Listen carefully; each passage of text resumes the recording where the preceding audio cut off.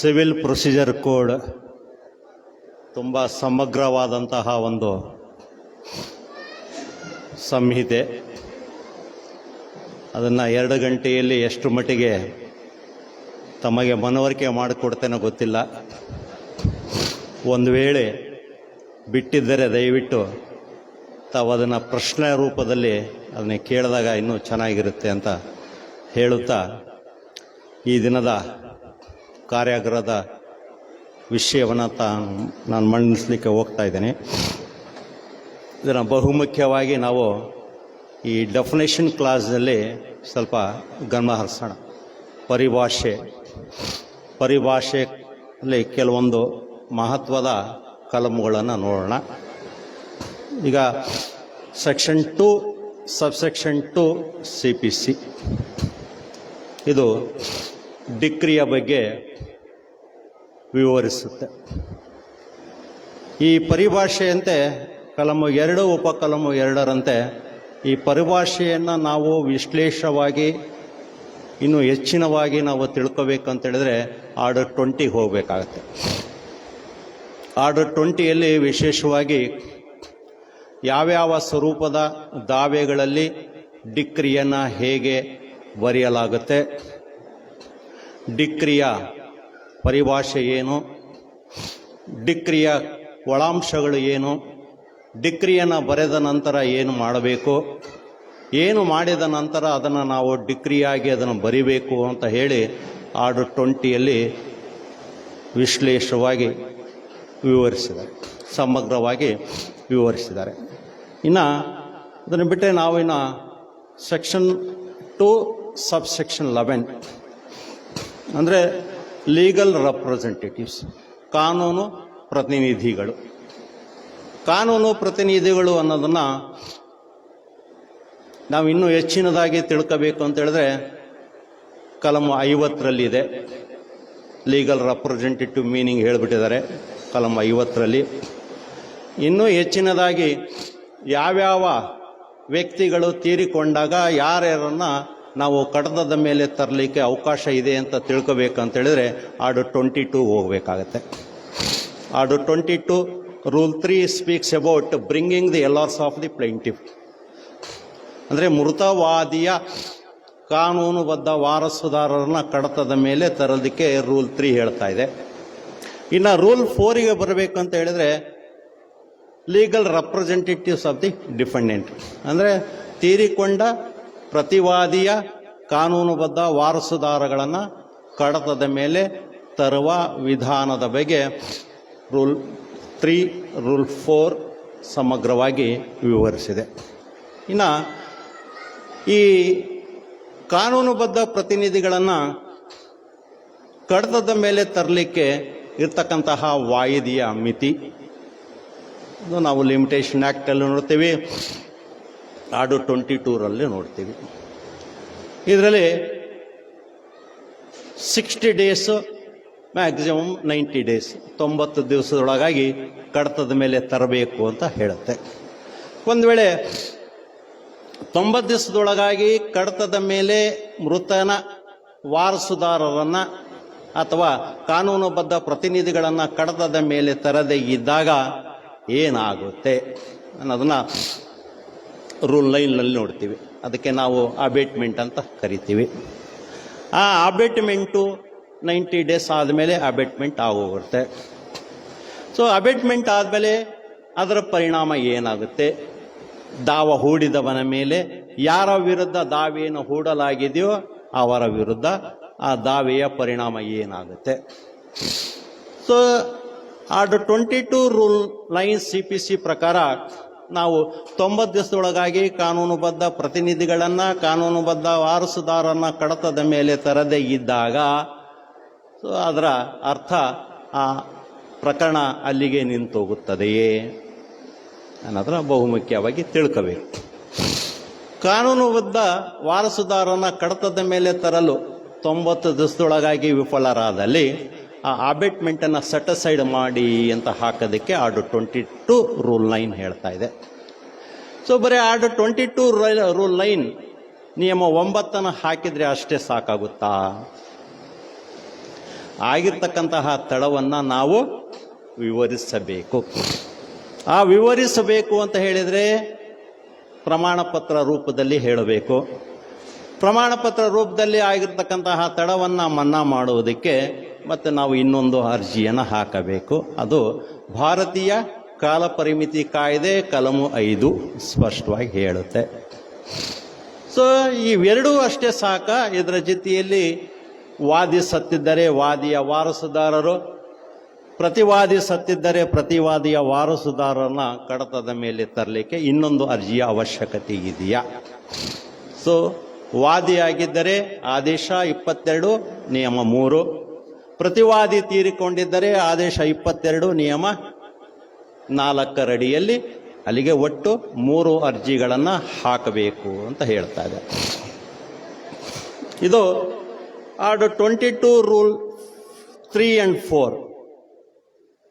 Weather it is applicable to all proceedings, ಎಲ್ಲ ಸ್ವರೂಪದ ದಾವೆಗಳಿಗೆ ಅಥವಾ ಪ್ರಕರಣಗಳಿಗೆ ಇದು ಅನ್ವಯಿಸುತ್ತದೆಯೇ ಅಂತ. ಅದಕ್ಕೆ ಕಲಮು 50 CPC ಸ್ಪಷ್ಟವಾಗಿ ಹೇಳುವುದೇನೆಂದರೆ it is applicable to execution proceedings if judgment debtor dies. ತೀರ್ಪು ಋಣಿದಾರ ತೀರಿಕೊಂಡಾಗ ಅವನ ವಾರಸುದಾರರನ್ನ ಕಡತದ ಮೇಲೆ ತರಲಿಕ್ಕೆ ನಾವು ಕಲಮು 50 CPCಯನ್ನು ಅನ್ವಯಿಸ್ತೀವಿ. ಆದೇಶ 22 ನಿಯಮ 3 ಆಗಲಿ, ಆದೇಶ 22 ನಿಯಮ 4 ಆಗಲಿ ಅಮಲ್ ಜಾರಿ ಪ್ರಕರಣಗಳಿಗೆ ಅನ್ವಯಿಸುವುದಿಲ್ಲ. ಇದನ್ನು ಸ್ಪಷ್ಟವಾಗಿ ಆದೇಶ 22 ನಿಯಮ 12 ಅಡಿಯಲ್ಲಿ ತಿಳಿಸಿಬಿಟ್ಟೆ. ಇದು ಅಮಲ್ ಜಾರಿ ಪ್ರಕರಣಗಳಿಗೆ ಆದೇಶ 22 ನಿಯಮ 2 ನಿಯಮ 3 ನಿಯಮ 4 ನಿಯಮ 9 ಇದು ಅನ್ವಯಿಸುವುದಿಲ್ಲ ಅಂತ. ಸೊ ನೋಡಿ, ಈ ಕಲಮು 2 ಉಪಕಲಮು 2 11 ಲೀಗಲ್ ರೆಪ್ರೆಸೆಂಟೇಟಿವ್ ಅನ್ನ ನಾವು ಪುನಃ ಇನ್ನ 2 ಉಪಬಂಧಗಳಲ್ಲಿ ಕಾಣ್ತೀವಿ. ಒಂದು ಪ್ರಾವಿಷನ್ ಸೆಕ್ಷನ್ 50, ಇನ್ನೊಂದು ಆರ್ಡರ್ 22. ಇಲ್ಲ ಬಿಟ್ರೆ ಸೆಕ್ಷನ್ 2 ಸಬ್ಸೆಕ್ಷನ್ 14 ಆರ್ಡರ್ಸ್ ಆದೇಶ. ಯಾವ್ಯಾವ ಥರದ ಆದೇಶಗಳು ಅನ್ನೋದನ್ನ ಈ ಸೆಕ್ಷನ್ 2 ಸಬ್ಸೆಕ್ಷನ್ 14ನಲ್ಲಿ ವಿವರಿಸಲ್ಲ. ಇದನ್ನು ನಾವು ಕಾಣಬೇಕಂದ್ರೆ ಮತ್ತೆ ಕಲಮು 104ರಲ್ಲಿಯೇ ಹೋಗಬೇಕು. Section 104 CPC explains what is the nature of order which allows revision, which does not allow the revision. ಇದು section 104ನಲ್ಲಿ. So also section 104 is also applicable to Order 43 Rule 1. ಆದೇಶ 43 ನಿಯಮ 1ಕ್ಕೂ ಸಹ ನಾವು ಇಲ್ಲಿ ಕಲಮು 104 ಅಡಿಯಲ್ಲಿನ ಆದೇಶಗಳನ್ನು ಕೆಲವೊಂದು ಬಾರಿ ನಾವು ಪ್ರಶ್ನೆ ಮಾಡ್ತೀವಿ. ಸೊ ಇದು ಡೆಫಿನೇಷನ್ ಕ್ಲಾಸ್ ಇಂದ. ಇನ್ನು ಕಲಮು 9ಕ್ಕೆ ಬಂದಾಗ courts to try all civil suits unless barred, ಅಂದರೆ ಕೆಲವೊಂದು ದಾವೆಗಳನ್ನು ಸಿವಿಲ್ ನ್ಯಾಯಾಲಯವು ನಡೆಸುವುದಕ್ಕೆ ಪ್ರತಿಷೇಧವಿದೆ. ಯಾವ್ಯಾವ ಪ್ರತಿಷೇಧ ಇದೆ, ಯಾವ ಸ್ವರೂಪದ ಪ್ರಕರಣಗಳಲ್ಲಿ ಪ್ರತಿಷೇಧವಿದೆ? ಆ ಸೆಕ್ಷನ್ 9 ಒಳಗೆ ನಾವು ಹೋದಾಗ, ಕಲಂ 9 ಒಳಗೆ ಹೋದಾಗ ಎಲ್ಲಿಯೂ ಸಹ ಇಂಥ ಸ್ವರೂಪದ ಪ್ರಕರಣಗಳನ್ನು ಸಿವಿಲ್ ನ್ಯಾಯಾಲಯವು ಎತ್ತಿ ಹಿಡಿಯುವ ಅಧಿಕಾರ ವ್ಯಾಪ್ತಿ ಹೊಂದಿಲ್ಲ ಅಂತ ಎಲ್ಲಿಯೂ ಎಕ್ಸ್ಪ್ಲೇನ್ ಮಾಡಲ್ಲ. ಆದರೆ ಸಿವಿಲ್ ಸ್ವರೂಪದ ದಾವೆಗಳು ಅನ್ನುವ ಪದದ ವ್ಯಾಪ್ತಿ ಬಹಳ ಪ್ರಾಮುಖ್ಯತೆ ಹೊಂದಿದೆ. ಏನು ಸಿವಿಲ್ ಸ್ವರೂಪದ ದಾವೆಗಳು ಅಂದರೆ, ಸೊ ನಾನು ಖಾತೆಗಾಗಿ ತಹಸೀಲ್ದಾರ್ ಅವರ ಮುಂದೆ ಒಂದು ಅರ್ಜಿಯನ್ನು ಸಲ್ಲಿಸ್ತೇನೆ. ನನಗೆ ವಾರಸುದಾರರ ಖಾತೆಯಿಂದ ಅಥವಾ ಬೇರೆ ಒಂದು ನಾತೆಯಿಂದ ನನ್ನ ಹೆಸರನ್ನು ಖಾತೆಯಲ್ಲಿ ವರ್ಗಾಯಿಸಿ ಅಂತ, ಮುಟೇಟ್ ಮಾಡಿ ಅಂತ ಕೇಳ್ಕೊಳ್ತೀವಿ. ಅಲ್ಲಿ ತಹಸೀಲ್ದಾರ್ ಅವರು ನಾನು ಕೊಟ್ಟಿರ್ತಕ್ಕಂತಹ ಅರ್ಜಿಯನ್ನು ವಜಾ ಮಾಡ್ತಾರೆ, ಅಥವಾ ಬೇರೆಯವರು ಕೊಟ್ಟಿರ್ತಕ್ಕಂತಹ ಅರ್ಜಿಯನ್ನು ಪುರಸ್ಕರಿಸ್ತಾರೆ. ಸೊ ನಾನು ಇದನ್ನು ತಹಸೀಲ್ದಾರ್ ಅವರು ಮಾಡಿರ್ತಕ್ಕಂತಹ ಆದೇಶವನ್ನು ನಾನು ಆ ಕಂದಾಯ ನ್ಯಾಯಾಲಯದಲ್ಲಿಯೇ ಪ್ರಶ್ನೆ ಮಾಡಬೇಕು. ಆ ಕಂದಾಯ ನ್ಯಾಯಾಲಯದಲ್ಲಿ ಪ್ರಶ್ನೆ ಮಾಡುವುದನ್ನು ಬಿಟ್ಟು ನಾನು ಆ ಖಾತೆ ಮಾಡಿರತಕ್ಕಂತಹ ಆದೇಶದ ವಿರುದ್ಧ ಸಿವಿಲ್ ಕೋರ್ಟಿಗೆ ಬರ್ತೀನಿ. Whether such type of suit filed by the aggrieved person is maintainable in the of law. ಕಾನೂನಡಿಯಲ್ಲಿ ಅವಕಾಶ ಇದೆಯೇ? ಸಿವಿಲ್ ನ್ಯಾಯಾಲಯದಲ್ಲಿ ಕಂದಾಯ ಅಧಿಕಾರಿಗಳು ಮಾಡಿರ್ತಕ್ಕಂತಹ ಆದೇಶವನ್ನು ಪ್ರಶ್ನೆ ಮಾಡುವಂತಹ ಅಧಿಕಾರ ವ್ಯಾಪ್ತಿ ಇದೆಯೇ? ಇಲ್ಲ. ತಹಸೀಲ್ದಾರ್ ಅವರು ಮಾಡಿರ್ತಕ್ಕಂತಹ ಆದೇಶವನ್ನು ನಾನು ಉಪವಿಭಾಗಾಧಿಕಾರಿಗಳ ಅಂದರೆ ಅಸಿಸ್ಟೆಂಟ್ ಕಮಿಷನರ್ ಅವರ ಮುಂದೆ ಮೇಲ್ಮನವಿ ಸಲ್ಲಿಸುವುದರ ಮೂಲಕ ನಾನು ಪ್ರಶ್ನೆ ಮಾಡಬೇಕೇ ಹೊರತು ಆ ತಹಸೀಲ್ದಾರ್ ಅವರು ಮಾಡಿರ್ತಕ್ಕಂತಹ ಆದೇಶವನ್ನು ಸಿವಿಲ್ ನ್ಯಾಯಾಲಯದಲ್ಲಿ ನಾನು ಪ್ರಶ್ನೆ ಮಾಡುವ ಹಾಗಿಲ್ಲ. ಯಾಕಂದರೆ ಕಂದಾಯ ನ್ಯಾಯಾಲಯವು ಮಾಡಿರ್ತಕ್ಕಂತಹ ಆದೇಶವನ್ನು ಅವರ ಮೇಲಧಿಕಾರಿಗಳ ನ್ಯಾಯಾಲಯದಲ್ಲಿ ಮೇಲ್ಮನವಿ ಸಲ್ಲಿಸುವುದರ ಮೂಲಕ ನಾನು ಪ್ರಶ್ನೆ ಮಾಡಬೇಕೇ ಹೊರತು ಸಿವಿಲ್ ನ್ಯಾಯಾಲಯದಲ್ಲಿ ಸಿವಿಲ್ ದಾವೆಯನ್ನು ಹೂಡುವುದರ ಮೂಲಕ ಪ್ರಶ್ನೆ ಮಾಡಲು ಸಿವಿಲ್ ನ್ಯಾಯಾಲಯಕ್ಕೆ ಅಧಿಕಾರ ವ್ಯಾಪ್ತಿ ಒಳಗೊಂಡಿಲ್ಲ. ಇನ್ನು ನಾವು ಸೆಕ್ಷನ್ 10 ಕಲಮು 10 stay of suit. So what is the meaning of stay of suit? ದಾವೆಯ ತಡೆ ಅಂದರೆ ಏನು? ಯಾಕಾಗಿ ಆ ಪದವನ್ನು ಸಿವಿಲ್ ಪ್ರಕ್ರಿಯಾ ಸಂಹಿತೆಯಲ್ಲಿ ಉಪಯೋಗಿಸಲಾಗಿದೆ?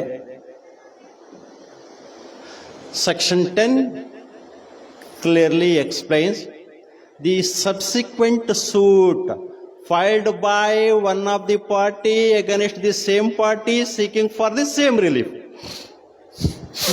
ಅದೇ ಸ್ವರೂಪದ ದಾವೆಯಲ್ಲಿ, ಅದೇ ಸ್ವರೂಪದ ಪರಿಹಾರದಲ್ಲಿ, ಅದೇ ಪಕ್ಷಗಾರಗಳ ಮಧ್ಯದಲ್ಲಿ ಅಥವಾ ಇನ್ನೊಂದು ಪಕ್ಷಗಾರನ ಎಕ್ಸ್ಟ್ರಾ ಸೇರಿಸ್ಕೊಂಡು ಮಾಡಿದಾಗ ತದನಂತರ ಸಲ್ಲಿಸಲಾದ ದಾವೆಯನ್ನು ಮೊದಲು ಸಲ್ಲಿಸಿರುವ ದಾವೆ ತೀರ್ಮಾನವಾಗುವವರೆಗೆ ಅದನ್ನು ತಡೆಯಿರಿ. ಉದ್ದೇಶ ಇಷ್ಟೇ, ಡೈವರ್ಜೆಂಟ್ ಒಪಿನಿಯನ್ ಬರಬಾರ್ದು. ಒಂದು ಡಿಕ್ರಿ ಆಗೋದು, ಇನ್ನೊಂದು ಡಿಕ್ರಿ ಆಗೋದು, ಒಂದು ವಜಾ ಆಗೋದು, ಇನ್ನೊಂದು ಡಿಕ್ರಿ ಆಗೋದು.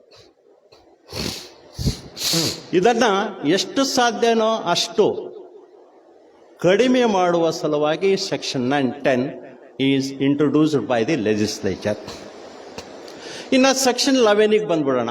ರೆಸ್ ಜುಡಿಕೇಟ, ಪೂರ್ವ ನ್ಯಾಯ ತತ್ವ, principles of res judicata. So res judicata apply ಮಾಡಬೇಕು ಅಂತ ಹೇಳಿದ್ರೆ ಅಲ್ಲಿಗೆ ಎಕ್ಸ್ಪ್ಲನೇಷನ್ 1 to 8 ಇದೆ. 1 ರಿಂದ 8 ವಿವರಣೆಗಳನ್ನು ಕೊಟ್ಟಿದ್ದಾರೆ. ಅಂದರೆ what is the meaning of res ಜುಡಿಕೇಟ?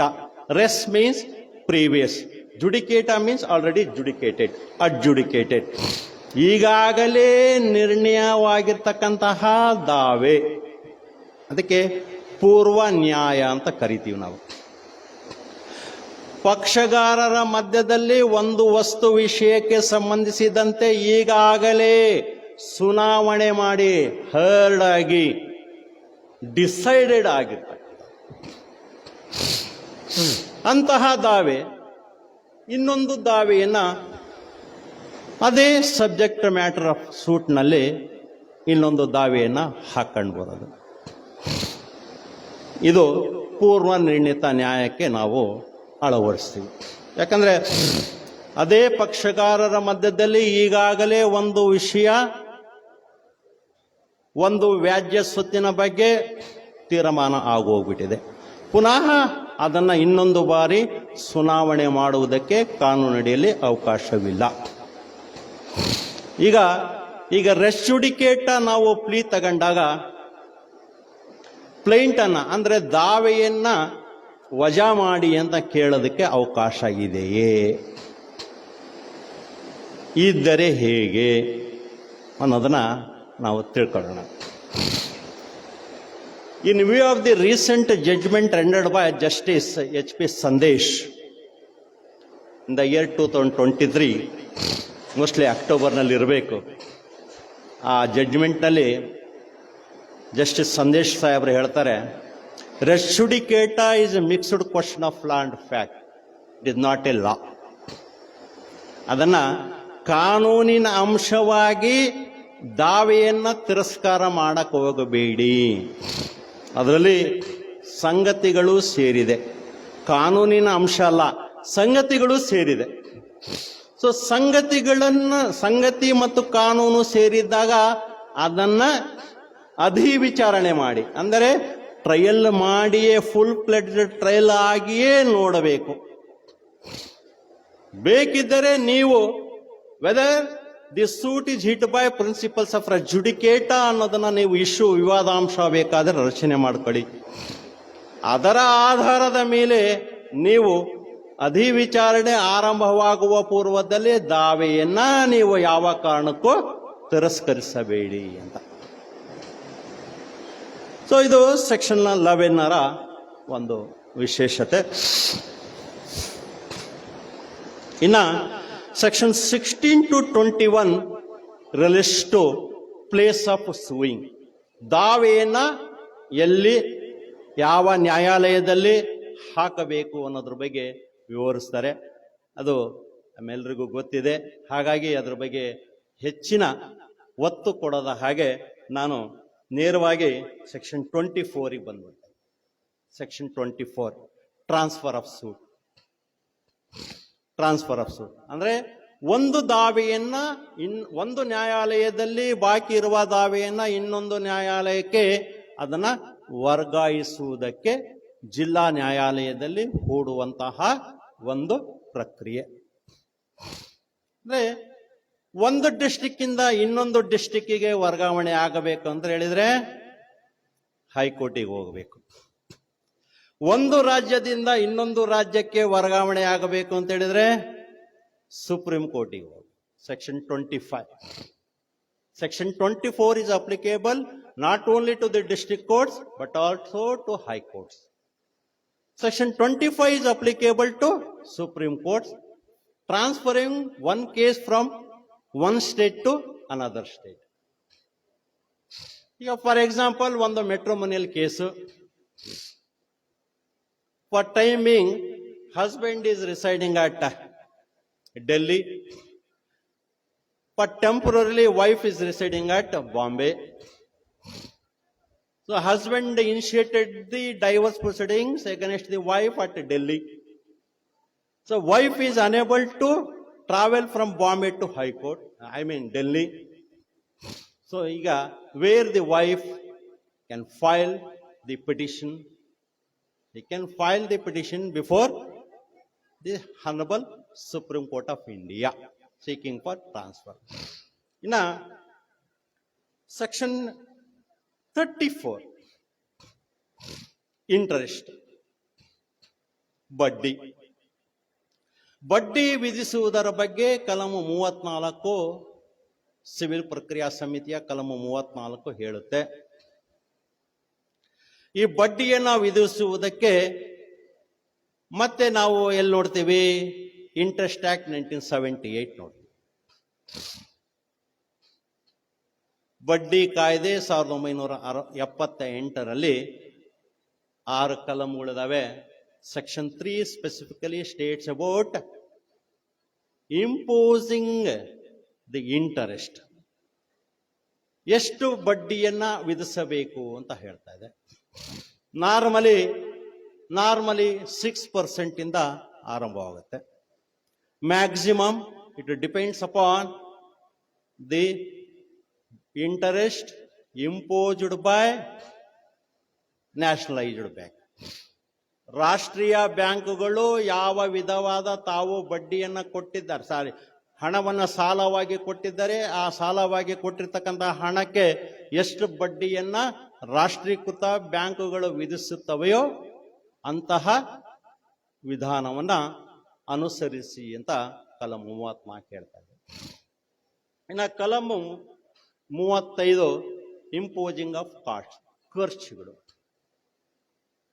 ಆ ಖರ್ಚುಗಳಲ್ಲಿ ಮತ್ತೆ ನಾವು 2 ವಿಧವಾಗಿ ವರ್ಗೀಕರಣ ಮಾಡ್ತೀವಿ. Section 35 capital A, section 35 capital B. So 35A relates to compensatory costs, ಪರಿಹಾರವಾಗಿ ನೀಡುವಂತಹ ಖರ್ಚುಗಳ ಬಗ್ಗೆ ಕಲಮು 35A ಹೇಳುತ್ತೆ. ಕಲಮು 35 ಕಾಸಿಂಗ್ ಡಿಲೇ, ಅನ್ನೆಸೆಸರಿ ಅಡ್ಡಿಪಡಿಸ್ತಾ ಬರ್ತಾ ಇದ್ದಾಗ ಇಂಪೋಸ್ ಮಾಡುವಂತಹ, ವಿಧಿಸುವಂತಹ ಒಂದು ಖರ್ಚು 35B ರಲ್ಲಿ ವಿವರಿಸಿದ್ದಾರೆ. ಇನ್ನು ಇದನ್ನು ಬಿಟ್ಟರೆ ನಾವು section 47, it is very very relevant to the practising advocate, we the practising advocate. Section 47, questions to be determined by the executing court itself. ಯಾವ ನ್ಯಾಯಾಲಯದ ಮುಂದೆ ಅಮಲ್ಜಾರಿ ಪ್ರಕರಣ ಇದೆಯೋ ಅದೇ ಅಮಲ್ಜಾರಿ ನ್ಯಾಯಾಲಯವು ಕಲಮು 47 ಅಡಿಯಲ್ಲಿ ಉದ್ಭವಿಸುವಂತಹ ಪ್ರಶ್ನೆಗಳನ್ನ ನಿರ್ಧರಿಸಬೇಕು, ಡಿಟರ್ಮೈನ್ ಮಾಡಬೇಕು. ಸೊ ಈ section 47, this section 47 is applicable to Order 21, Rule 97, 98, 99, 100. ಅಲ್ಲಿ ಆರ್ಡರ್ 21 ರೂಲ್ 97 ನಲ್ಲಿ ಒಬ್ಬ ವ್ಯಕ್ತಿ ನಾನು ಅಬ್ಜೆಕ್ಟರ್ ಅಂತ ಸೇರ್ಕೊಳ್ತಾನೆ.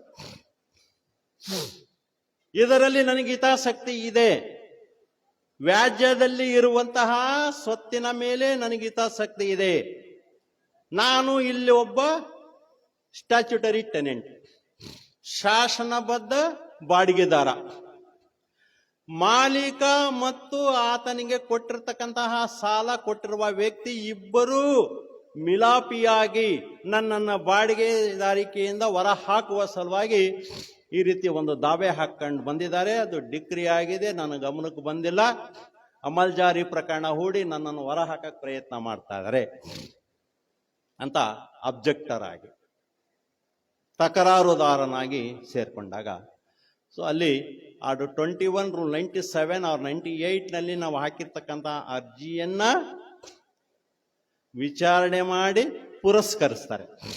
ಬರೀ ಪುರಸ್ಕರಿಸಿದ ಮೇಲೆ what is the right of that statutory tenant, ಅವನಲ್ಲಿ ಇರ್ತಕ್ಕಂಥ ಹಕ್ಕುಗಳ ನಿರ್ಧಾರಣೆ ಆಗ್ಬೇಕಲ್ಲ. ನೀವು ಕೇಳ್ಕೊಂಡಿರ್ತಕ್ಕಂಥದ್ದು ನನ್ನನ್ನ ತಕರಾರುದಾರನಾಗಿ ಸೇರ್ಪಡೆ ಮಾಡಿ ಅಂತ. ಸರಿ, ತಕರಾರುದಾರನಾಗಿ ಸೇರ್ಪಡೆ ಮಾಡಿಬಿಟ್ಟಿದ್ದಾರೆ, ಆದ್ರೆ ಅವನ ಹಕ್ಕನ್ನು ನಿರ್ಧರಿಸಬೇಕು ಅಂತ ಹೇಳಿದ್ರೆ ಮತ್ತೆ ಸೆಕ್ಷನ್ 47 ಕೆಳಗಡೆಗೆ ಬರಬೇಕು. This the peculiar thing. ಅದಕ್ಕೆ ಹೇಳಿದೆ, ನಾವು ವೃತ್ತಿನಿರತ ವಕೀಲರಿಗೆ ಸೆಕ್ಷನ್ 47 ಬಗ್ಗೆ ಚೆನ್ನಾಗಿ ತಿಳಿದುಕೊಂಡ್ರೆ ಮುಂದೆ ನಮಗೆ ಅನುಕೂಲ ಆಗುತ್ತೆ. ಇನ್ನ ಸೆಕ್ಷನ್ 54 ಬಂದ್ಬಿಡೋಣ.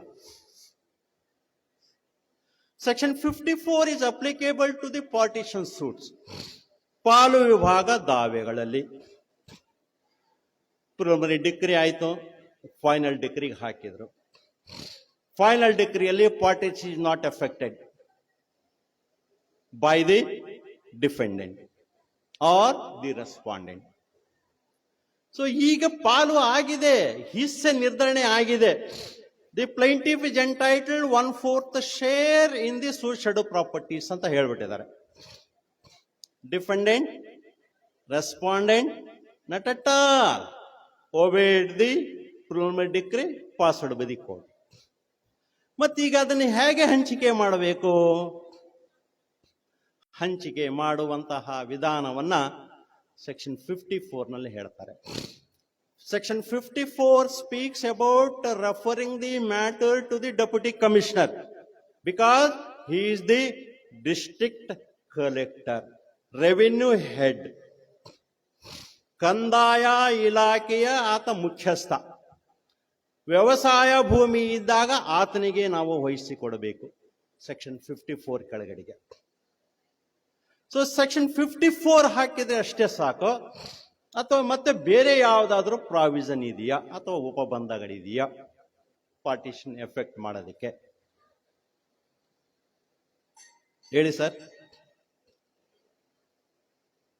ಹೇಳಿ sir. Order 26 rule 13, order 26 rule 13 effect ಮಾಡೋದಕ್ಕೆ, ಪಾರ್ಟಿಷನ್ ಅನ್ನ ಎಫೆಕ್ಟ್ ಮಾಡುವ ಸಲುವಾಗಿ ಮಾಡೋದು. C, order 26 rule 13 is applicable not only to the immovable property, it is also include the movable also. ಅಲ್ಲಿ ಮೂವಬಲ್ ನಲ್ಲಿ ಮತ್ತೆ ನಾವು ಎರಡು ವಿಧವಾಗಿ ನೋಡ್ತೀವಿ. ಒಂದು ಲ್ಯಾಂಡೆಡ್ ಪ್ರಾಪರ್ಟಿ, ಇನ್ನೊಂದು ವೇಕೆಂಟ್ ಸೈಟ್ ಆಗಿರ್ಬೋದು, ಹೌಸ್ ಆಗಿರ್ಬೋದು. So section 54 speaks about referring of the matter to the deputy commissioner for effecting the partition in respect of the landed property. So section 54 apply ಮಾಡಬೇಕಂತ ಹೇಳಿದರೆ ಅಲ್ಲಿ ವ್ಯವಸಾಯ ಭೂಮಿ ಇದ್ದಾಗ ನೀವು section 54 is sufficient. If the sued property includes one of the house or vacant site, you had to file the application under order 26 rule 13 CPC. ಅದು ಇಲ್ಲದೆ ಇದ್ರೆ ಸೆಕ್ಷನ್ 54 is not. ಸೆಕ್ಷನ್ 54 ನಲ್ಲಿ ಏನಾಗಿದೆ, ಕರ್ನಾಟಕ ಅಮೆಂಡ್ಮೆಂಟ್ ಇದೆ, ನಮ್ಮ ಕರ್ನಾಟಕ ತಿದ್ದುಪಡಿ ಇದೆ. ಈ ಕರ್ನಾಟಕ ತಿದ್ದುಪಡಿ ತಂದಿರೋ ಉದ್ದೇಶ, ನೀವು ಡಿಸ್ಟ್ರಿಕ್ಟ್ ಕಲೆಕ್ಟರ್ಗೆ ಕಳಿಸ್ಕೊಟ್ರೆ ಅಥವಾ ಇಂಜಿನಿಯರಿಗೆ ಕಳಿಸ್ಕೊಟ್ರೆ ಅವನು ತಿಂಗಳ ಗಂಟೆ ತಗೋಬಹುದು, ವರ್ಷ ಗಂಟ್ಲೆನ ತಗೋಬಹುದು. ನಮ್ಮಲ್ಲಿ ಒಬ್ರು ಪುಣ್ಯಾತ್ಮ 3 ವರ್ಷ ಆದ್ರೂ ರಿಪೋರ್ಟ್ ಹಾಕ್ಲಿಲ್ಲ. ಇದನ್ನ ಗಮನಿಸಿ ಕರ್ನಾಟಕ ತಿದ್ದುಪಡಿಯನ್ನ ತಂದ್ರು, ನೀವು ವಕೀಲರನ್ನ ನೇಮಕ ಮಾಡಿ. ಇದೇ ನಮ್ಮ ಕರ್ನಾಟಕ ಕಾಯ್ದೆಯ ತಿದ್ದುಪಡಿ. ಇನ್ನು ಸೆಕ್ಷನ್ 54 ಬಿಟ್ರೆ ನಾವು ಸೆಕ್ಷನ್ 55 ಅರೆಸ್ಟ್ ಅಂಡ್ ಡಿಟೆನ್ಷನ್ ನೋಡ್ತೀವಿ. ಅದಕ್ಕಿನ್ನೇನು ಹೆಚ್ಚಿನ ಒತ್ತು ಬೇಡ ಅಂತ ಅನ್ಸುತ್ತೆ, ಯಾಕಂದ್ರೆ ಟೈಮ್ ಬಹಳ ಶಾರ್ಟ್ ಇರೋದ್ರಿಂದ. ನೇರವಾಗಿ ನಾವು ಈಗ ಸೆಕ್ಷನ್ 75 ಬಂದ್ಬಿಡೋಣ. Section 75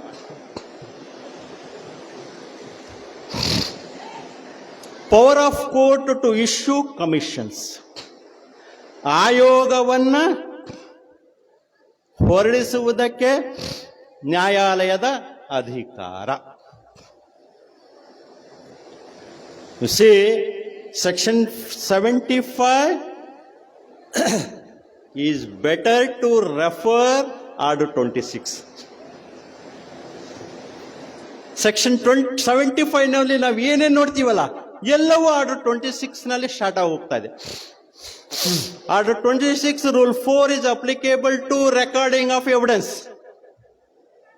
of the witness. ಅದನ್ನ ಹೇಳ್ತಾರೆ ನೋಡಿ. 75 clause A speaks about to examine any person, ಯಾವುದೇ ವ್ಯಕ್ತಿಯನ್ನ ವಿಚಾರಣೆ ಮಾಡುವುದಕ್ಕೆ. ಅದನ್ನೇ ಹೇಳ್ತಾ ಇದೆ ವಿಸ್ತಾರವಾಗಿ ಆರ್ಡರ್ 26 ರೂಲ್ 4 ಹೇಳ್ತಾ ಇದೆ. ಇನ್ನ to make a local investigation ಅಂದ್ರೆ ಸ್ಥಳ ತನಿಖೆಗಾಗಿ ಒಬ್ಬ ವ್ಯಕ್ತಿಯನ್ನ ನೇಮಕ ಮಾಡೋದು, ಅಲ್ಲೇ ನಾವು ರೂಲ್ 9 ನೋಡ್ತೀವಿ. Rule 9 clearly speaks about appointment of the court commissioner for the purpose of conducting the local investigation. ಇನ್ನ ಸಿಗೆ ಬಂದಾಗ to examine or adjust accounts, ಲೆಕ್ಕಪತ್ರಗಳ ಹೊಂದಾಣಿಕೆ. ಲೆಕ್ಕಪತ್ರಗಳ ಹೊಂದಾಣಿಕೆ ನೋಡಬೇಕಂತ ಹೇಳಿದ್ರೆ ಮತ್ತು ನಾವು ರೂಲ್ 11 ಕೆಳಗಡೆಗೆ ಹೋಗಬೇಕು. ರೂಲ್ 11 ನಲ್ಲಿ ಸ್ಪಷ್ಟವಾಗಿ ವಿವರಿಸ್ಬಿಟ್ಟಿದ್ದಾರೆ ಯಾವ್ಯಾವ ಸಂದರ್ಭಗಳಲ್ಲಿ ಲೆಕ್ಕಪತ್ರಗಳನ್ನ ಹೊಂದಾಣಿಕೆ ಮಾಡೋದಕ್ಕೆ ಯಾರನ್ನ ನೇಮಕ ಮಾಡಬೇಕು. ಸುಮ್ಮನೆ ಹಾಗೆ ಮಾಡಕ್ಕಾಗಲ್ಲ. ಅಲ್ಲಿಗೆ ಲೆಕ್ಕಶಾಸ್ತ್ರದಲ್ಲಿ ಪರಿಣಿತಿ ಇರುವ ವ್ಯಕ್ತಿಯನ್ನೇ ನಾವು ರೂಲ್ 11 ಕೆಳಗಡೆಗೆ ನೇಮಕ ಮಾಡಬೇಕು. ಇನ್ನ class D speaks about to make partition. ಆಗಲೇ ಹೇಳಿದೆ ನಾನು, ರೂಲ್ 13 ಪಾರ್ಟಿಷನ್, ವಿಭಾಗವನ್ನ ಮಾಡುವ ಸಲುವಾಗಿ. ಆಗ ಈಗಾಗಲೇ ಆರಂಭಿಕವಾಗಿ ಮಾಡಿರುವಂತಹ ಡಿಗ್ರಿಯನ್ನ ಅಂತಿಮವಾಗಿ ಪರಿಗಣಿಸಬೇಕಂತ ಹೇಳಿದ್ರೆ ರೂಲ್ 13 ಮಾಡಬೇಕು. ಇನ್ನ ಕ್ಲಾಸ್ ಇ ಕೆಳಗಡೆಗೆ to hold a scientific, technical or expert investigation. ಬರ್ರಿ ಆರ್ಡರ್ 26 ರೂಲ್ 10A ಇದೆ, 10A ಇದೆ. Order 26 rule 10A speaks about appointment of the person who is having scientific knowledge. ಯಾವ ವ್ಯಕ್ತಿಗೆ ವಿಧಿವಿಜ್ಞಾನದಲ್ಲಿ ಅಥವಾ ವಿಜ್ಞಾನದಲ್ಲಿ ಹೆಚ್ಚಿನ ಜ್ಞಾನ ಇದೆಯೋ ಅಂತಹ ವ್ಯಕ್ತಿಯನ್ನ ನೇಮಕ ಮಾಡುವುದಕ್ಕೆ ರೂಲ್ 10A ಹೇಳ್ತಾ ಇದೆ. ಯಾವುದು? For example, to conduct the investigation about the dispute of the handwriting. ಕೈ ಬರಹದ ಬಗ್ಗೆ ವಿವಾದವಿದ್ದಾಗ ಆ ಕೈ ಬರಹ ಅವನದು ಹೌದೋ ಅಲ್ಲ ಅನ್ನೋದು. ಹೆಬ್ಬಟ್ಟು, ಥಂಬ್ ಇಂಪ್ರೆಷನ್ ಆಗಿರಬಹುದು, ಅಥವಾ ಯಾವುದೋ ಒಂದು ಪುಸ್ತಕವನ್ನ ಕಾಪಿ ಮಾಡಿ ಬರೆದಿರೋದು, ಆತರ ಹೆಸರು ತೆಗೆದು ಬಿಡೋದು, ಬೇರೆ ಹಾಕೋದು, ಅದನ್ನ ಫಾಂಟ್ ಚೇಂಜ್ ಮಾಡಿರ್ತಾರೆ. ಸೊ ಆ ರೀತಿ ಫಾಂಟ್ ಬದಲಾವಣೆ ಆಗಿದೆಯೋ ಇಲ್ಲವೋ ಅನ್ನೋದನ್ನ ನೋಡುವುದಕ್ಕೂ ಸಹ ನಾವು ಅಲ್ಲಿ ಆರ್ಡರ್ 26 ರೂಲ್ 10A ಕೆಳಗಡೆಗೆ ನೋಡ್ತೀವಿ. ಇನ್ನು 10B ಕೆಳಗಡೆಗೆ ನೋಡಿ, ಕ್ಲಾಸ್ ಸೆಕ್ಷನ್ 75 ಕ್ಲಾಸ್ ಜಿ ಏನಿದೆಯಲ್ಲ, to perform any ministerial act, rule 10B ಯಾವುದು? Suit for specific performance of contract decree. In spite of decree passed by the court, the defendant is not ready to execute the registered sale deed in favor of the plaintiff, the person who holds the decree. So ಅವನು ಬರೆದುಕೊಡಲು ನಿರಾಕರಣೆ ಮಾಡ್ತಾನೆ. So ಬರೆದುಕೊಡಲು ನಿರಾಕರಣೆ ಮಾಡಿದಾಗ ಮತ್ತೆ ಹೇಗೆ ಮತ್ತೆ ಆತನ ಪರವಾಗಿ ನಾವು ಕ್ರಯಪತ್ರವನ್ನ ಮಾಡಬೇಕು? ಯಾರು ಮಾಡಬೇಕು? ಯಾರು ಸಮರ್ಥ ವ್ಯಕ್ತಿಗಳು ಅನ್ನೋದ್ರ ಬಗ್ಗೆ ನಾವು ರೂಲ್ 10B ಯಲ್ಲಿ ನೋಡ್ತೀವಿ. 10B ಕೆಳಗಡೆಗೆ advocates and also the chief ministerial officers, CMO, nothing but ಶಿರಸ್ತೇದಾರ್, ಇವರನ್ನ ನ್ಯಾಯಾಲಯವು ತೀರ್ಪು ನೀಡಿದಾರನ ಪರವಾಗಿ ನ್ಯಾಯಾಲಯವೇ ಕ್ರಯಪತ್ರವನ್ನ ಬರೆದುಕೊಡುವುದಕ್ಕೆ ಒಬ್ಬ ವ್ಯಕ್ತಿಯನ್ನ ನಿಯೋಜಿಸುವುದು, ಡೆಪ್ಯೂಟ್ ಮಾಡೋದು, ನೇಮಕ ಮಾಡುವುದು. ಇದು ಮಿನಿಸ್ಟೇರಿಯಲ್ ಆಕ್ಟ್ ಕಡೆಗಿದೆ. ಇನ್ನೊಂದು ಬಿಟ್ಟೆ ನಾನು, ಯಾವುದಾದ್ರೂ ಒಂದು ವಸ್ತು ತ್ವರಿತವಾಗಿ ವಿಲೆಯಾಗುವಂತಹ ಸ್ವರೂಪವನ್ನು ಹೊಂದಿರುತ್ತೆ. ಫಾರ್ ಎಕ್ಸಾಂಪಲ್, ಟೊಮೊಟೊ ತಗೊಂಬೋಣ. ಒಂದು ಸೂಟ್ ಫಾರ್ ಪಾರ್ಟಿಷನಲ್ಲಿ, ಸ್ವಾಮಿ ಟೊಮೊಟೊ ಬೆಳೆದು ಬಿಟ್ಟಿದ್ದೀವಿ, ಅವನು ಬೆಳ್ಕಂತ ಹೋಗ್ತಾ ಇದ್ದಾನೆ, ನನಗೇನು ಸಿಗ್ತಾ ಇಲ್ಲ, ಹಾಗಾಗಿ ಆ ಬೆಳೆದಿರೋ ಬೆಳೆಯನ್ನ ಮಾರಾಟ ಮಾಡಿ ಅದರ ಹಣವನ್ನ ನ್ಯಾಯಾಲಯದಲ್ಲಿ ಠೇವಣಿಯಾಗಿ ಇಡಿ ಅಂತ ಕೇಳ್ಕೊಂಡಾಗ, ಅಥವಾ ಒಂದು ತ್ವರಿತವಾಗಿ ವಿಲೆಯಾಗುವಂತಹ ವಸ್ತುವನ್ನ ನ್ಯಾಯಾಲಯವು ಅದನ್ನ ತನ್ನ ಸುಪರ್ದೆಗೆ ತೆಗೆದುಕೊಂಡಾಗ, ಅದನ್ನ ಒಂದು ವಾರನ 15 ದಿವಸಕ್ಕಿಂತ ಹೆಚ್ಚಿನದಾಗಿ ನಾನು ಇಡುವ ಹಾಗಿಲ್ಲ, ಇಟ್ಟರೆ ತ್ವರಿತವಾಗಿ ಹಾಳಾಗುತ್ತೆ, ಹಾಳಾದರೆ ಪಕ್ಷಕಾರರಿಗೆ ನುಕ್ಸಾನ ಆಗುತ್ತೆ. ಈಗೇನು ಮಾಡಬೇಕು? ಅದನ್ನ ಮಾರಾಟ ಮಾಡುವ ಸಲುವಾಗಿ ನೋಡಿ, ಆರ್ಡರ್ 26 ರೂಲ್ 10C. 10C ಕೆಳಗಡೆಗೆ ಒಬ್ಬ ಆಯುಕ್ತರನ್ನ ನ್ಯಾಯಾಲಯವು ನೇಮಕ ಮಾಡಿ ಅದನ್ನ ಮಾರಾಟ ಮಾಡಿ ಮಾರಾಟದ ಪ್ರತಿಫಲವನ್ನ ನ್ಯಾಯಾಲಯದಲ್ಲಿ ಠೇವಣಿ ಇಡುವ ಸಲುವಾಗಿ ಒಬ್ಬ ವ್ಯಕ್ತಿಯನ್ನ ನೇಮಕ ಮಾಡೋದು. ಇದಿಷ್ಟು. ಇನ್ನ Section 79 says about issuance of notice to the public servant. ಒಬ್ಬ ಸಾರ್ವಜನಿಕ ಸೇವಕ ನನಗೇನಾದ್ರೂ ನನ್ನ ಆಸ್ತಿಗಾಗಲಿ ಅಥವಾ ನನ್ನ ವ್ಯಕ್ತಿತ್ವಕ್ಕಾಗಲಿ ಏನಾದರೂ ಧಕ್ಕೆಯನ್ನು ಒದಗಿಸಿದಾಗ ಅವನ ವಿರುದ್ಧ ನಾನು ದಾವೆಯನ್ನು ಹೂಡಬೇಕಾದರೆ ಅವನಿಗೆ 2 ತಿಂಗಳ ಮುಂಚಿತವಾಗಿ ಒಂದು ನೋಟಿಸನ್ನ ಕೊಡಬೇಕು. ನೋಟಿಸ್ ಕೊಡದೇನೆ ದಾವೆ ಅವನ ವಿರುದ್ಧ ಹಾಕುವ ಹಾಗಿಲ್ಲ. ಸೊ ಹಾಗಾಗಿ ಆತನಿಗೆ 2 ತಿಂಗಳ ಮುಂಚಿತವಾಗಿ ನೋಟಿಸನ್ನ ನಾವು ಕೊಡಬೇಕು. ಸೊ ಈಗ ಅಲ್ಲ ಸರ್, 2 ತಿಂಗಳ ತನಕ ನಾವು ಹಾಗೆ ಬಿಟ್ಟು ಬಿಟ್ರೆ ಮತ್ತೆ ಅವನು ನಾಳೆ ಮನೆನೇ ಕಟ್ಟಿಬಿಡ್ತಾನೆ ಬಂದು, ಸರ್ಕಾರದ ಜಾಗ ಅಂತ ಹೇಳಿ, ಮತ್ತು ನನಗೇನು ಪರಿಹಾರ ಸಿಕ್ಕಂಗಾಗುತ್ತೆ ಅಂತ ಕಂಡ್ಕೊಂಡಾಗ Section 75, 79, Section 80, subsection 2 exempt for issuing notice against the public servant.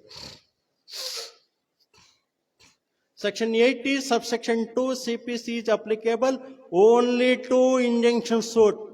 You bear in mind. ಕೇವಲ ನಿರ್ಬಂಧಕಾಜ್ಞೆಗಾಗಿ ಸಲ್ಲಿಸಿರುವ ದಾವೆಗಳಿಗೆ ಮಾತ್ರ ಅದನ್ನು ನಾವು ಅನ್ವಯ ಮಾಡ್ತೀವಿ.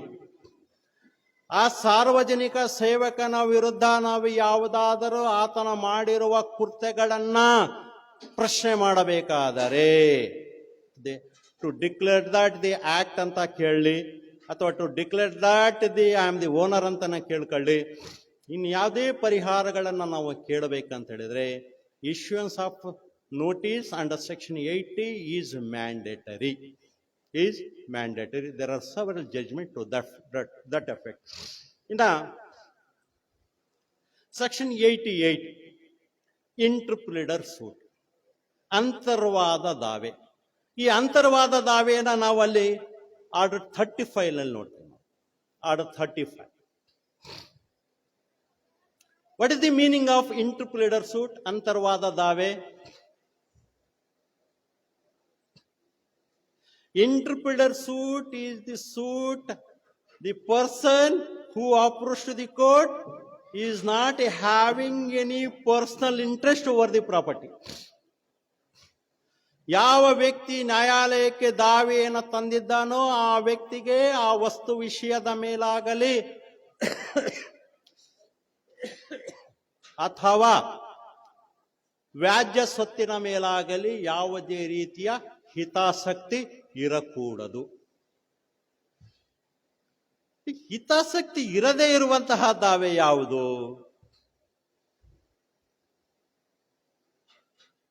ಯೋಚನೆ ಮಾಡಿ, ಬಹಳ ಸರಳವಾಗಿದೆ ಹೇಳಿ.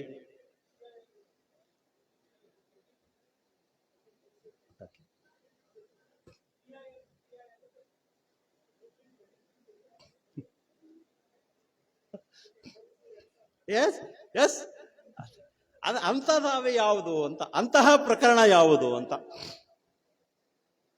ಒಂದು ರಸ್ತೆಯಲ್ಲಿ ನಾನು ಹೋಗ್ತಾ ಇರ್ತೇನೆ, ಒಂದು ಹಸು ತುಂಬು ಗರ್ಭ ಧರಿಸಿರುತ್ತೆ. ಅದು ಹಸು ಕರುವಾರ ಹಾಕೋದಕ್ಕೆ ಒದ್ದಾಡ್ತಾ ಇರುತ್ತೆ. ಅದನ್ನ ನನ್ನ ಕೈಲಿ ನೋಡಕ್ಕಾಗಲ್ಲ. ಸೊ ಏನಪ್ಪ ಇದು, ಯಾರ ಬಿಟ್ಟು ಹೋಗ್ಬಿಟ್ಟಿದಾನಲ್ಲ ಅಂತ ನಾನು ಕರ್ಕೊಂಡು ಹೋಗಿ ವೆಟರ್ನರಿ ಡಾಕ್ಟರ್ ಹತ್ರ ತೋರಿಸಿ ಆ ಕರು ಹಸುವನ್ನ ತಗೊಂಬಂದು ಮನೆಗೆ ಸಾಕ್ತೇನೆ. ಯಾರ ನೋಡ್ತಾರ, ಏನಪ್ಪ ಈ ದಾದಾಪಿರೋ ವಕೀಲರು ಏನು ಮರ ಒಳ್ಳೆ ಯಾವುದೋ ಒಳ್ಳೆ ಹಸು ತಂದ್ಬಿಟ್ಟಿದ್ದಾರೆ, ಒಳ್ಳೆ ಕರು ಆಗ್ಬಿಡಿ, ಅದು ಗಂಡು ಕರು ಅಲ್ಲ, ಹಸು ಒಳ್ಳೆ ಹಸು ಹಾಕ್ಬಿಟ್ಟಿದೆ, ಇದು ಎಂಥದ್ದು ಮರ ಇದು ಅಂತ. ಅವಾಗ ಒಬ್ಬನ ಎದ್ದು ಬರ್ತಾನೆ, ಏನ್ ವಕೀಲ್ರೇ ನೀವು, ನಾನು ಹಸು ಅಲ್ಲಿ ಏನು ಬಿಟ್ಟಿದ್ದು ಅದು ಹೋಗ್ಬಿಟ್ಟಿತ್ತು, ಆ ರೋಡ್ನಾಗ ಬಿಟ್ಟಿರೋ ನೀವು ಹಂಗ ತಗೊಂಡು ಹೋಗಿ ನೋಡ್ತಾ ಇದ್ದೀರಲ್ಲ ಅಂತ. ಅದು ನೋಡ್ಕೊಂಡು ಇನ್ನೊಬ್ಬನು ಬರ್ತಾನೆ, ಏನ್ರಿ ನಿಮಗೆ ಗೊತ್ತಾಗಲ್ಲೇನ್ರಿ, ಇದು ನನ್ನ ಹಸು, ಇದು ನನಗೆ ಕೊಡೋದು ಬಿಟ್ಟು ಅಂತ. ಅಂದ್ರೆ ಇಬ್ಬರ ಮಧ್ಯದಲ್ಲಿ ಏನಾಯ್ತು, ಈಗ ಇಬ್ಬರ ಮಧ್ಯದಲ್ಲಿ ವ್ಯಾಜ್ಯ ಶುರುವಾಯ್ತು. ನನಗೆ ಯಾರು ಗೊತ್ತಿಲ್ಲ, ನನ್ ಬರೀ ಹಸು ಅಷ್ಟೇ ಗೊತ್ತು, ತಗೊಂಡ್ಬಂದಿದ್ದೇನೆ, ಪಶು ವೈದ್ಯ ಡಾಕ್ಟರ್ ಹತ್ರ ತೋರಿಸಿದ್ದೇನೆ, ನೋಡಿ ಕರು ಹಾಕಿದೆ, ಅಷ್ಟೇ ಗೊತ್ತು ನನಗೆ. ಅವಾಗ ನಾನೇನ್ ಮಾಡ್ಬೇಕೀಗ? ಈಗ ಎ ಕೊಟ್ರೆ ಬಿ ಕ್ಲೈಮ್ ಮಾಡ್ತಾನೆ, ಬಿ ಕೊಟ್ರೆ ಎ ಕ್ಲೈಮ್ ಮಾಡ್ತಾನೆ. ಅವಾಗ ನಾನು ಈ ಇಂಟರ್ಪ್ಲೀಡರ್ ಸೂಟ್ ಅನ್ನ ತಗೊಂಬರೋದು. ನನಗೆ ಅದ್ರ ಮೇಲೆ ಹಸುವಿನ ಮೇಲಾಗಲಿ ಕರುವಿನ ಮೇಲಾಗಲಿ ನನಗೆ ಹಿತಾಸಕ್ತಿ ಇಲ್ಲ. ನನಗಿದ್ದದ್ದು ಮಾನವೀಯತೆ. ಆ ಮಾನವೀಯತೆ ದೃಷ್ಟಿಯಿಂದ ನಾನು ಅದನ್ನ ಸಾಕಿದ್ದೇನೆ, ಜೋಪಾನ ಮಾಡಿದ್ದೀನಿ. ಸ್ವಾಮಿ, ನಾನೇನು ಹಾಸ್ಪಿಟ್ಲಿಗೆ ಕರ್ಕೊಂಡು ಹೋಗಿದ್ದೇನಲ್ಲ, ಖರ್ಚು ಮಾಡಿದ್ದೇನಲ್ಲ, ಅದನ್ನ ಸಾಕಿದ್ದೇನಲ್ಲ, ಅದನ್ನ ನನಗೆ ಖರ್ಚು ಕೊಡಿಸ್ಬಿಡಿ ಸ್ವಾಮಿ. ಆ ಎ ಆಗಲಿ ಬಿ ಆಗಲಿ ಯಾರಿಗಾರ ಕೊಡ್ರಿ, ನೀವು ಯಾರಿಗೆ ಕೊಡ್ರು ಅವರಿಂದ ನನಗೆ ಖರ್ಚನ್ನ ಕೊಡಿಸ್ಕೊಡಿ ಅಂತ ಕೇಳೋದು ಇಂಟರ್ಪ್ರಿಟರ್ಸ್, ಅಂತರ್ವಾದ ದಾವೆ. ಇದನ್ನ ಆರ್ಡರ್ 35 ನಾವು ಸ್ಪಷ್ಟವಾಗಿ ಕಂಡುಕೊಳ್ತೀವಿ. ಇನ್ನು ಇದನ್ನ ಬಿಟ್ರೆ ಇನ್ನು settlements of disputes outside the court, section 89 ADR, alternative dispute resolution. ಇನ್ನ ಈ 85 ಸೆಕ್ಷನ್ 89 ಕೆಳಗಡೆಗೆ ಇಲ್ಲಿ 4 ವಿಧವಾಗಿ ವರ್ಗೀಕರಣ ಮಾಡಿದ್ದಾರೆ. ಒಂದು ಆರ್ಬಿಟ್ರೇಷನ್, ಅದು ಪಂಚಾಯಿತಿದಾರರನ್ನ ನೇಮಕ ಮಾಡುವ ಮೂಲಕ. ಎರಡನೇದಾಗಿ ಕನ್ಸಿಲೇಷನ್, ಯಾರಾದರೂ ಒಬ್ಬ ಸಂಧಾನಕಾರರನ್ನ ನೇಮಕ ಮಾಡುವುದರ ಮೂಲಕ. ಮೂರನೆಯದಾಗಿ judicial settlement including settlement through Lok Adalat, ಜನತಾ ನ್ಯಾಯಾಲಯದಲ್ಲಿ ವಿವಾದವನ್ನು ಬಗೆಹರಿಸುವುದರ ಮೂಲಕ. ನಾಲ್ಕನೇದಾಗಿ ಅದನ್ನ ಮೀಡಿಯೇಷನ್ಗೆ ರೆಫರ್ ಮಾಡುವುದರ ಮೂಲಕ, ಅಂದರೆ ಮಧ್ಯಸ್ಥಗಾರರಿಗೆ ಅದನ್ನ ಪ್ರಕರಣವನ್ನು ಒಪ್ಪಿಸಿ ಬಗೆಹರಿಸಿ ಕೊಡಿ ಅಂತ ಕೇಳುವುದರ ಮೂಲಕ ಸೆಕ್ಷನ್ 89 ಇಂಟ್ರೊಡ್ಯೂಸ್ ಮಾಡಿದ್ದಾರೆ. ಇನ್ನ ಸೆಕ್ಷನ್ 113, 114, 115 ಇವು 3 ಬಹಳ important role. Section 113 speaks about reference of the matter to the high court. ಉಚ್ಚ ನ್ಯಾಯಾಲಯಕ್ಕೆ ಪ್ರಕರಣವನ್ನ ಒಪ್ಪಿಸುವುದರ ಮೂಲಕ ಆ ನ್ಯಾಯಾಲಯದ ಅಭಿಪ್ರಾಯವನ್ನ ನಾವು ಪಡೆದುಕೊಳ್ಳೋದು. ಫಾರ್ ಎಕ್ಸಾಂಪಲ್, ಬೆಳಗ್ಗೆ ಒಂದು ಜಡ್ಜ್ಮೆಂಟ್ ಆಗಿದೆ, it is favour to the landlord. ಸಂಜೆ ಇನ್ನೊಂದು ಜಡ್ಜ್ಮೆಂಟ್ ಆಗಿದೆ, it is favour to tenant. ಯಾವುದನ್ನ ನಾವೀಗ ನೋಡಬೇಕು? ಒಂದ್ ಕಡೆಗೆ. ಇನ್ನೊಂದು, ಕಾಯ್ದೆಯಲ್ಲಿಯೇ ಆಂಬಿಗ್ಯುಟಿ, ಅಂದ್ರೆ ಆಂಬಿಗ್ಯುಟಿಯನ್ನ ಕ್ರಿಯೇಟ್ ಆಗಿದ್ದಾರೆ, ಯಾವುದನ್ನ ನಾನು ಕನ್ಸಿಡರ್ ಮಾಡಬೇಕು ಅಂತ ಇದರ ಬಗ್ಗೆ ಒಪ್ಪಿಗೆಯನ್ನ ಪಡೆಯುವ ಸಲುವಾಗಿ ರೆಫರ್ ಮಾಡುವುದಕ್ಕೆ 113 ಹೇಳ್ತಾ ಇದೆ. ಇನ್ನು 114ಗೆ ಬಂದ್ಬಿಟ್ರೆ ಇನ್ನು review. So review comes under order 47. ಆದೇಶ 47ರಲ್ಲಿ ನಾವು ಪುನರೀಕ್ಷಣೆಯನ್ನ ನಾವು ಕಾಣ್ತೀವಿ. ರಿವ್ಯೂ, ಈ ರಿವ್ಯೂವನ್ನ ಆರ್ಡರ್ 47 ಸ್ಪಷ್ಟವಾಗಿ ವಿವರಿಸಿದ್ದಾರೆ. ಇನ್ನ 115 ರಿವಿಷನ್. ಈಗ 2002 ಅಮೆಂಡೆಡ್ ಆಕ್ಟ್ ಪ್ರಕಾರ ರಿವಿಷನ್ ಪವರ್ಸ್ ಬಹಳ ಕಟ್ಟಾಗಿತ್ತು, ಈಗ ಮತ್ತೆ ಸ್ಟಾರ್ಟ್ ಮಾಡಿದ್ದಾರೆ. ಈಗ ಅಂದ್ರೆ ಕೆಲವೊಂದು ಪ್ರಕರಣಗಳಲ್ಲಿ, ಎಲ್ಲಾ ಪ್ರಕರಣಗಳೆಲ್ಲ. ಇನ್ನ ರಿವಿಷನ್ ಅನ್ನ ನಾವು ರಿವಿಷನ್ ಪರಿಗಣಿಸ್ಬೇಕಂದ್ರೆ 104 CPC ನೋಡ್ಬೇಕು. ಆ 104 CPCಯಲ್ಲಿ ಯಾವ ಆದೇಶಗಳು, ಯಾವ ಅರ್ಜಿಯ ಮೇಲೆ ಆದೇಶಗಳಾಗಿರ್ತಾವೋ ಅದರ ವಿರುದ್ಧ ರಿವಿಷನ್ ಬರ್ತಾ ಇದ್ವಿ. ಈಗ ರಿವಿಷನ್ ಪವರ್ಸ್ ಅಮೆಂಡೆಡ್ CPC ಪ್ರಕಾರ ಕಡಿಮೆ ಆಗಿದೆ, ಈಗ ಕೆಲವೊಂದು ಪ್ರಕರಣಗಳಿಗೆ ಅದನ್ನ ಅನ್ವಯಿಸ್ತಾ ಇದ್ದಾರೆ. ಇನ್ನ ಸೆಕ್ಷನ್ 148ಗೆ ಬಂದ್ಬೇಡ, 148 ಅಲ್ಲ ಸರ್ 144ಗೆ ಬಂದ್ಬೇಡ. Section 144, application for restitution. ಪುನರ್ ಸ್ಥಿತಿಗೆ, ಪೂರ್ವ ಸ್ಥಿತಿಗೆ ತರುವ ಸಲುವಾಗಿ ಸಲ್ಲಿಸುವಂತಹ ಒಂದು ಪ್ರಕರಣ. ಇದನ್ನ ನಾವು ಇನ್ನೊಂದು ಕಾಯ್ದೆಯ ಅಡಿಯಲ್ಲಿ ಇದನ್ನ ಕಂಡುಕೊಳ್ತೀವಿ. ಇನ್ನೊಂದು ಕಾಯ್ದೆ ಅಡಿಯಲ್ಲಿ ಸೆಕ್ಷನ್ ಇದೆ, ಸ್ಪಷ್ಟವಾಗಿದೆ. ಇದಕ್ಕಿಂತ ಹೆಚ್ಚಿನ ವಿವರಣೆ ಆ ಕಾಯ್ದೆ ಅಡಿಯಲ್ಲಿ ಸಿಗ್ತಾ ಇದೆ.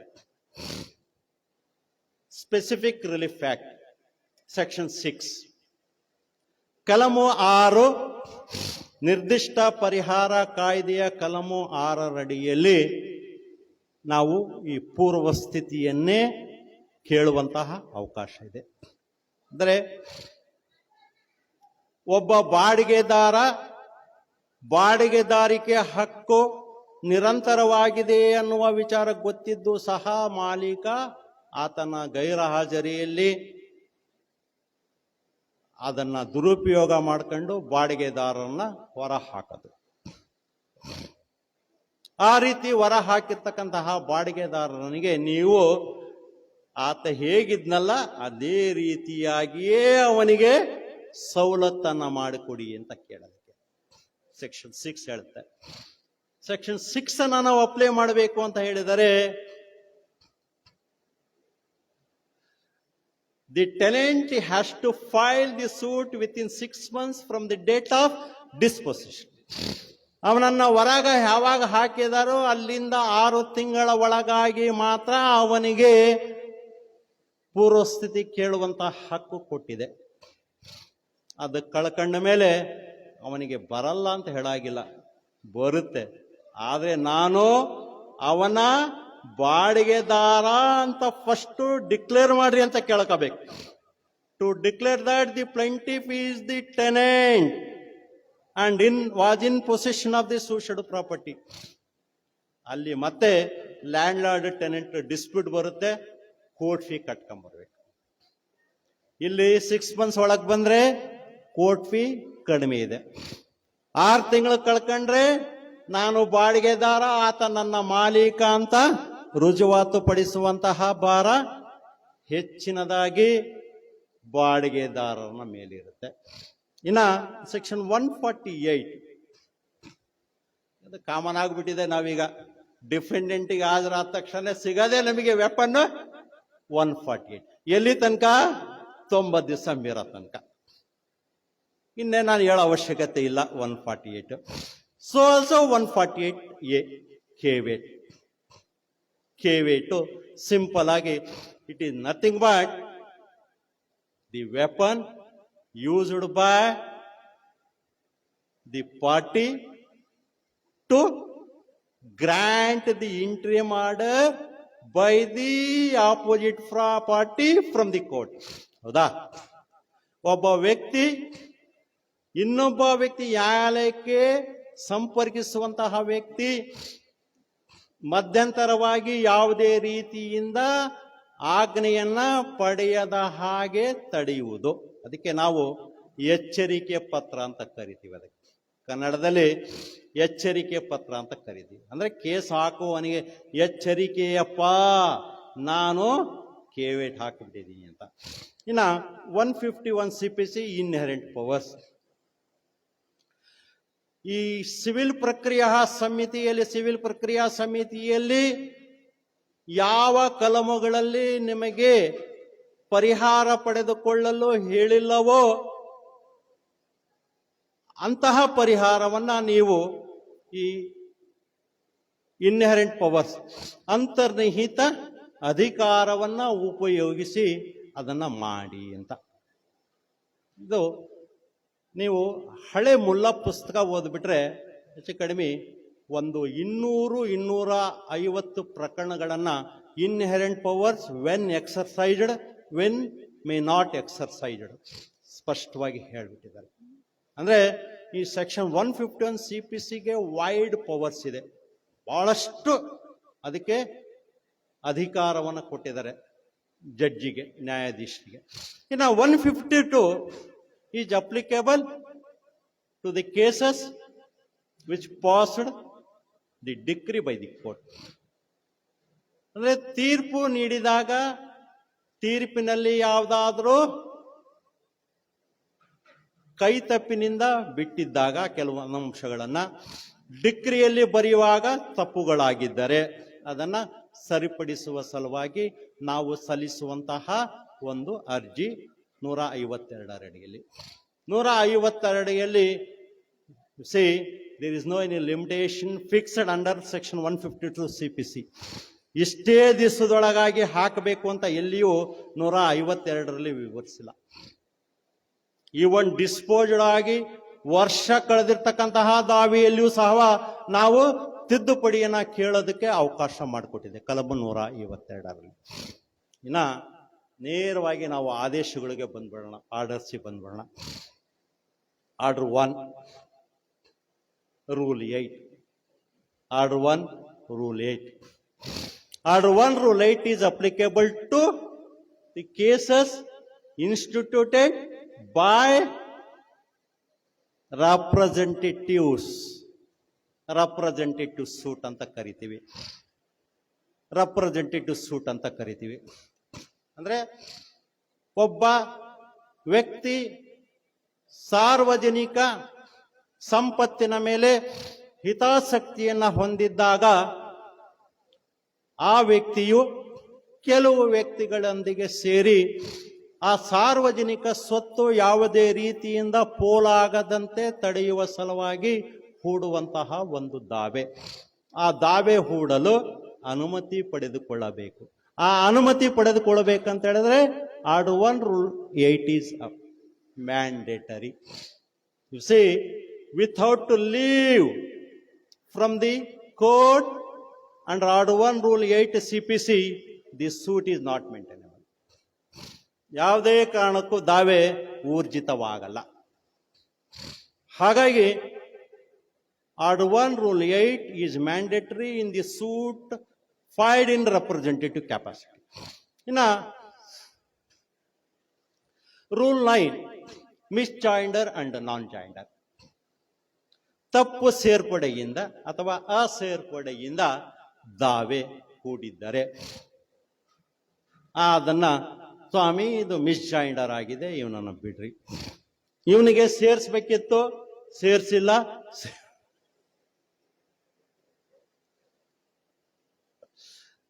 ತಲಿಗೆ ಹೋಗ್ಬೇಕು, ರೂಲ್ 10ಗೆ ಹೋಗ್ಬೇಕು. ನಾವು ಸೇರ್ಸಿಲ್ಲ ಸೇರ್ಸ್ರಿ ಅಂತ ಹೇಳ್ಬೇಕಾದ್ರೆ ರೂಲ್ 10ಗೆ ಹೋಗ್ಬೇಕು. ನಾವು ರೂಲ್ 9 ಬರಕ್ಕಾಗಲ್ಲ. ಇಲ್ಲಿ ಏನಿದ್ರೂ ಮಿಸ್ಜಾಯಿಂಡರ್ ಅಂಡ್ ನಾನ್ ಜಾಯಿಂಡರ್ ಕಂಟೆನ್ಷನ್ ಅಷ್ಟೇ ತಗೋಬೇಕು ನಾವು. ಮತ್ತೆ ಅವನಿಗೆ ಸೇರಿಸ್ಬೇಕಂದ್ರೆ ಆರ್ಡರ್ ಪ್ಲೈಂಟಿಫ್ ಆಗಿ ಬರಬೇಕು ಅಂತ ಹೇಳಿದ್ರೆ ಆರ್ಡರ್ 1 ರೂಲ್ 10 ಕೆಳಗೆ ಬರಬೇಕು. ಡಿಫೆಂಡೆಂಟ್ ಬರಬೇಕಾದ್ರೆ ಆರ್ಡರ್ 1 ರೂಲ್ 10 ಕೆಳಗಡೆಗೆ ಬರಬೇಕು. ಇದಿಷ್ಟು ಆರ್ಡರ್ 1ನ. ಇನ್ನು ನೇರವಾಗಿ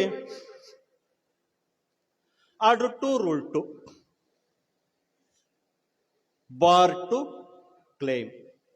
ಬಾರ್ ಟು ಕ್ಲೈಮ್ ಪರಿಹಾರವನ್ನ ಕೋರಿಕೊಳ್ಳುತ್ತೀರಾ, ಒಂದೇ ಬಾರಿ ಕೋರ್ಕೊಳ್ಳಿ. Piece mill.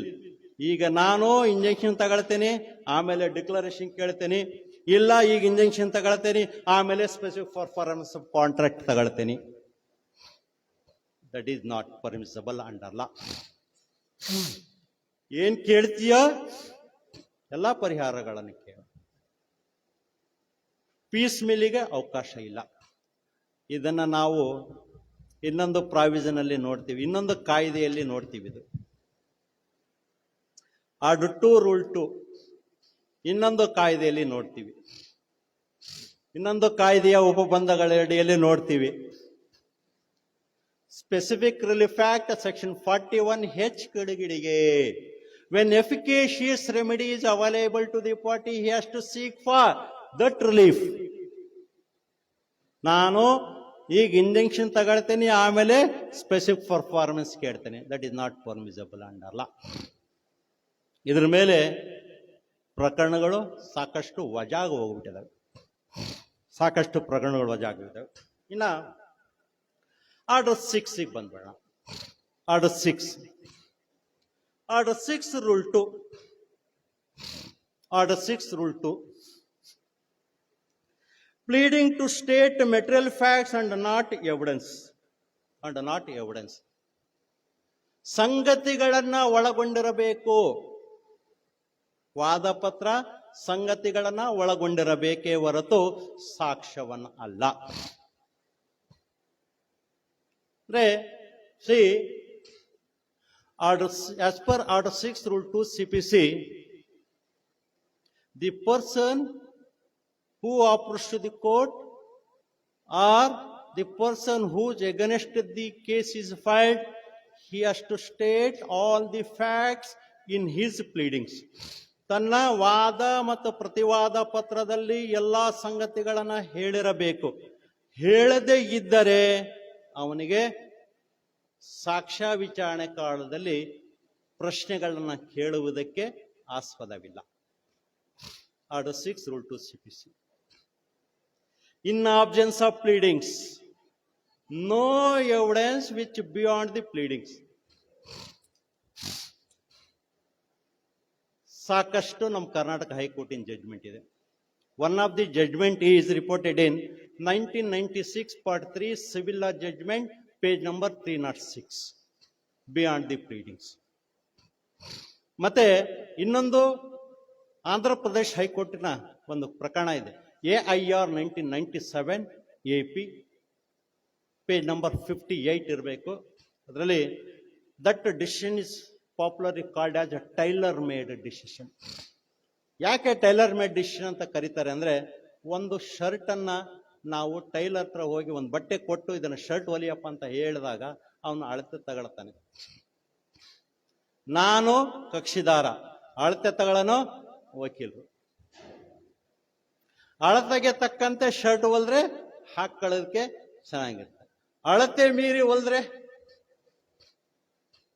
ಹಾಗೆ. Order 6 Rule 2 CPC ಪ್ರಕಾರ ಎಲ್ಲಾ ಸಂಗತಿಗಳನ್ನ ಹೇಳಬೇಕು. ಕೆಲವರು ದಾವೆಗಳನ್ನ ನೋಡ್ತೀವಿ ನಾವು, 1-1.5 ಪೇಜ್ನಲ್ಲಿ ಮುಗಿಸ್ಬಿಟ್ಟಿರ್ತಾರೆ. ಪಾರ್ಟಿ ಸವಾಲು 5 ದಿವಸ ಮಾಡ್ತಾರೆ. ಆವಾಗ ನಾವು ಸುಮ್ಮನೆ ಬಿಟ್ಬಿಡ್ತೀವಿ. ಆವಾಗ ರೂಲಿಂಗ್ಸ್ ಹಿಡಿತೀವಿ, ಸ್ವಾಮಿ ಹೀಗಿದೆ. So whatever the evidence led by the party is beyond the pleadings, it cannot be taken into consideration. It is not at all the evidence in the eye of law.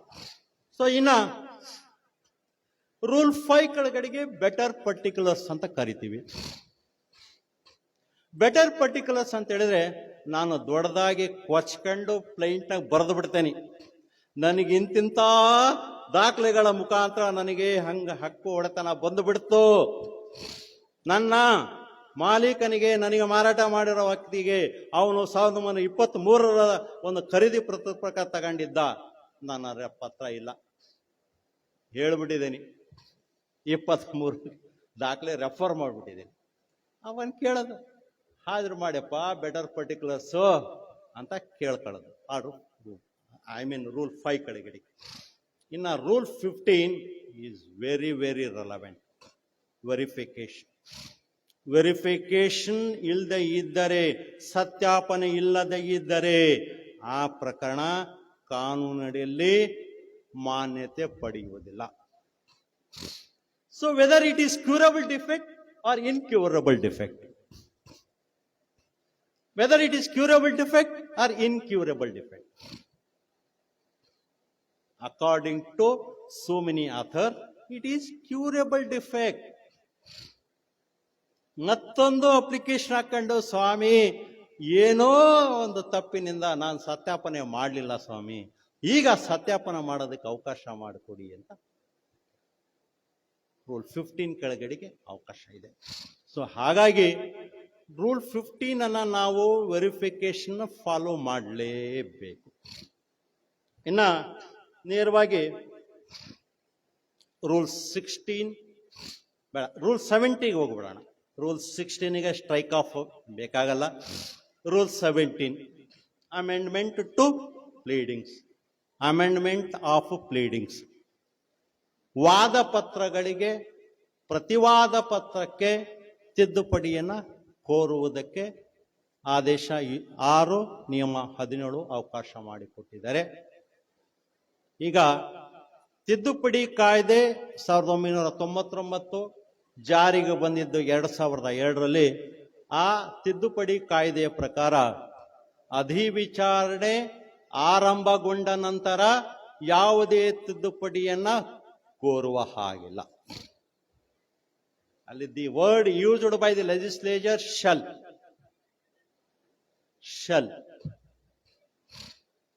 ಆದ್ರೂ supreme ಕೋರ್ಟ್ನವರು relax ಮಾಡಿದೆ. So what is the case? Salem advocates bar association versus state of Tamil Nadu. Salem advocates bar association versus state of Tamil Nadu. ನೋಡಿ, ನೀವು ಈ 1999ನಲ್ಲಿ ತಿದ್ದುಪಡಿಗಾಗಿ ಹೋರಾಟ ಮಾಡಿರ್ತಕ್ಕಂಥ ಅವಧಿ ಬಹಳ ಕಡಿಮೆ. ಸೇಲಂ ಅಡ್ವೊಕೇಟ್ಸ್ ಬಾರ್ ಅಸೋಸಿಯೇಷನ್ ಅವರು ವರ್ಷಗಂಟ್ಲೆ ಸ್ಟ್ರೈಕ್ ಮಾಡಿರೋದು. ಅವರು ವರ್ಷಗಂಟ್ಲೆ. ಆ ಅವಧಿಯಲ್ಲಿ ಸಾಕಷ್ಟು ಪ್ರಕರಣಗಳು ವಜಾಗಿ ಹೋಗ್ಬಿಟ್ಟು, ಎಷ್ಟೋ ಪ್ರಕರಣಗಳು ಎವಿಡೆನ್ಸ್ ಇಲ್ಲ ಅಂತ ತಗೊಂಡ್ರು, ಎಷ್ಟೋ ಪ್ರಕರಣಗಳಲ್ಲಿ ಪ್ರತಿವಾದ ಪತ್ರ ಸಲ್ಲಿಸಿಲ್ಲ ಅಂತ ತಗೊಂಡ್ರು. ಅದಕ್ಕೋಸ್ಕರ ಸುಪ್ರೀಂ ಕೋರ್ಟ್ನವರು ಒಂದು ಕಮಿಟಿಯನ್ನ ರೆಫರ್ ಮಾಡಿದೆ. ಆ ಕಮಿಟಿಯಲ್ಲಿ ಚರ್ಚೆ ಮಾಡಿದಾಗ ಒಂದು ಅಂಶ ಕಂಡುಕೊಂಡಿದ್ದೇನಂತ ಹೇಳಿದ್ರೆ, shell is not A mandatory, it is only A directory. ಅದನ್ನ ಐಚ್ಛಿಕವಾಗಿ ತೆಗೆದುಕೊಳ್ಳಬೇಡಿ ಸ್ವಾಮಿ, ಸ್ವಲ್ಪ ಮರ್ಸಿ ತೋರಿಸಿ, ಏನೋ ಆಗಿ ಹೋಗಿದೆ ತಪ್ಪು, ಡಿಸ್ಕ್ರಿಷನ್. ಆಗ ಆ ತೀರ್ಪಿನ ನಂತರ ಸುಪ್ರೀಂ ಕೋರ್ಟ್ನವರು ಆ ಸೇಲಂ ಅಡ್ವೊಕೇಟ್ಸ್ ಬಾರ್ ಅಸೋಸಿಯೇಷನ್ ಅಲ್ಲಿ ಕೊಟ್ಟಿರ್ತಕ್ಕಂಥ ತೀರ್ಪಿನ ಪ್ರಕಾರ, even if the trial begins, if the trial is conclude, if the party files the application seeking for amendment to pleading, if such application is bona fide and the party has made out the sufficient grounds, ಅಲ್ಲಿ ಒಂದು ಪದವನ್ನು ಉಪಯೋಗಿಸ್ತಾರೆ. ಅಲ್ಲಿ ಹೇಳಿ ಯಾವ್ದು ಪದ? ಒಂದು ಪದವನ್ನು ಉಪಯೋಗಿಸ್ತಾರೆ.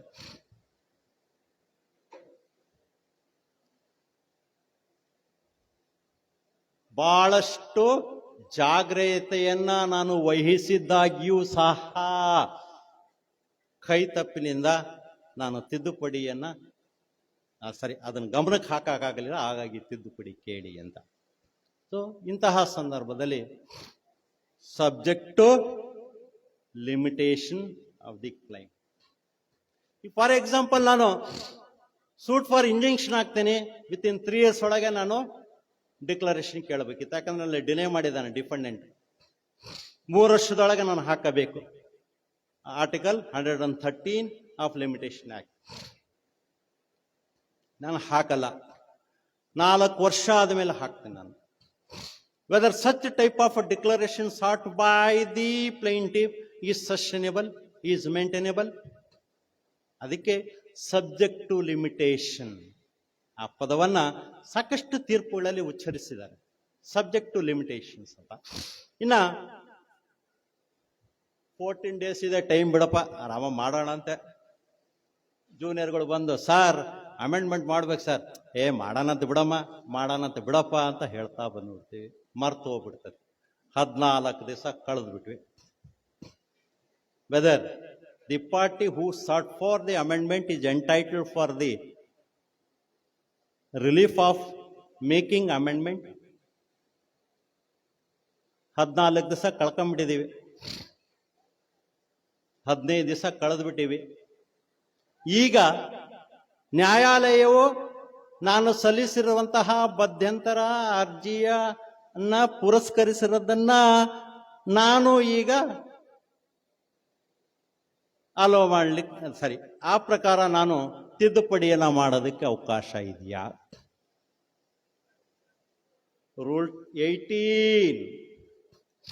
Rule 18 speaks about that.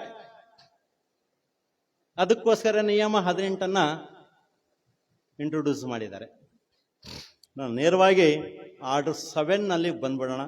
7 ಬಹಳ ರೆಲೆವೆಂಟ್ ಆಗಿ ನಾನು ಹೇಳ್ತೇನೆ, ಹೆಚ್ಚಿನದಾಗಿ ಬೇಡ, ಯಾಕಂತೇಳಿ ಬಹಳ ಟೈಮ್ ಆಗ್ತಾ ಇದೆ, ನಾವಿನ್ನೂ ಬೇರೆ ಕಡೆಗೆಲ್ಲ ಹೋಗ್ಬೇಕಾಗಿದೆ. ಹಾಗಾಗಿ ಇನ್ನ order 7 rule 1 state abouts particulars to be contained in plane.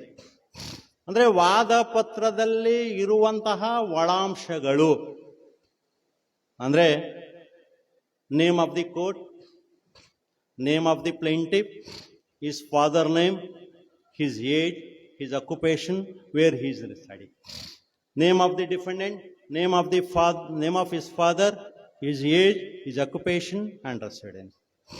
Next, in which proviso the plaintiff is going to file the suit. ಇದಕ್ಕೆಲ್ಲ ನಾವು ಕಾಸ್ಟ್ ಶೀಟ್ಲು ಏನೇನು ಒಳಗೊಂಡಿರಬೇಕು, ಬಾಡಿಯಲ್ಲಿ verification, cause of action, limitation, prayer ಎಲ್ಲವೂ ಆರ್ಡರ್ 7 ರೂಲ್ 11 ಹೇಳ್ತಾರೆ. So ಹಾಗಾಗಿ ನಾವು ದಾವಾ ಬರೆಯುವಾಗ ಉಪಯೋಗಿಸುವಂತಹ ಒಂದು ಉಪಬಂಧ order 7 rule 1. Rule 2 is applicable to money suits. Rule 1 ನಾವು ಯಾವಾಗಲೂ ಯೂಸ್ ಮಾಡ್ತಾ ಇದ್ದೀವಿ. ಇನ್ನು ರೂಲ್ 3ಗೆ ಬಂದಾಗ ಶೆಡ್ಯೂಲ್. ಆ ದಾವೆಯಲ್ಲಿ ನಾವು ಏನು ಅನುಸೂಚಿಯನ್ನು ತೋರಿಸಿರ್ತೀವಲ್ಲ, ಆ ಅನುಸೂಚಿ ಸ್ಪಷ್ಟವಾಗಿರಬೇಕು. ಆ ದಾವೆಯ ವ್ಯಾಜ್ಯ ಸ್ವತ್ತಿನ ಸಂಪೂರ್ಣ ವಿವರ ಇರಬೇಕು. ಆ ವ್ಯಾಜ್ಯ ಸ್ವತ್ತು ಎಲ್ಲಿದೆ, ಆ ವ್ಯಾಜ್ಯ ಸ್ವತ್ತಿನ ಸಂಖ್ಯೆ, ವ್ಯಾಜ್ಯ ಸ್ವತ್ತಿನ ವಿಸ್ತೀರ್ಣ, ಅದಕ್ಕೆ ಚೆಕ್ ಬಂದಿದೆ. ಇದು ಪೂರಾ ಇದ್ದಾಗ ಮಾತ್ರ ನೀವು ಸಲ್ಲಿಸಿರುವ ದಾವೆ ಊರ್ಜಿತವಾಗುತ್ತೆ. ನೀವು ಶೆಡ್ಯೂಲ್ನಲ್ಲಿ ವಿವರಣೆ ತೋರಿಸ್ತಾ ಇದ್ದಾಗ it is only A paper decree. ಹೇಗೆ ಅನುಷ್ಠಾನಗೊಳಿಸ್ತೀರಿ? ಅದಕ್ಕೆ ಜಸ್ಟಿಸ್ ವೆಳ್ಳಿನಾಯಗಂನವರು 1999 ಒಂದು ಜಡ್ಜ್ಮೆಂಟ್ ಕೊಟ್ಟಿದ್ದಾರೆ. ಐ ಥಿಂಕ್ 96 ಆರ್ 99 ಇರಬೇಕು. ಸ್ಪಷ್ಟವಾಗಿ ಬರೆದಿದ್ದಾರೆ ಸಾಹೇಬ್ರು, ವೆಳ್ಳಿನಾಯಗಂ ಸಾಹೇಬ್. AIR 1990 ಇದೆ, ಪೇಜ್ ನಂಬರ್ ನೆನಪಾಗ್ತಾ ಇಲ್ಲ.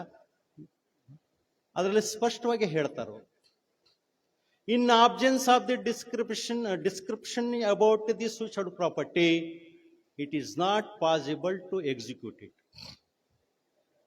ಅದನ್ನ ಯಾವುದೇ ಕಾರಣಕ್ಕೂ ಅದನ್ನ ಅನುಷ್ಠಾನಗೊಳಿಸೋದಕ್ಕೆ ಆಗೋದಿಲ್ಲ. ಯಾಕಂದ್ರೆ ಅದಕ್ಕೆ ಚೆಕ್ ಬಂದಿ ಕೊಟ್ಟಾಗ ಆ ಚೆಕ್ ಬಂದಿಯ ಮಧ್ಯದಲ್ಲಿ ಈ ಆಸ್ತಿ ಇದೆ ಅನ್ನೋದು ಅಲ್ಲಿ ಗೊತ್ತಾಗುತ್ತೆ.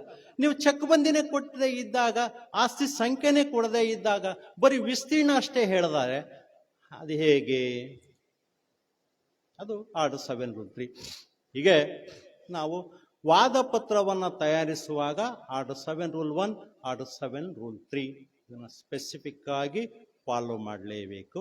So also order 6 rule 15. ಇನ್ನ ರಿಟರ್ನ್ ಆಫ್ ಪ್ಲೇಂಟ್,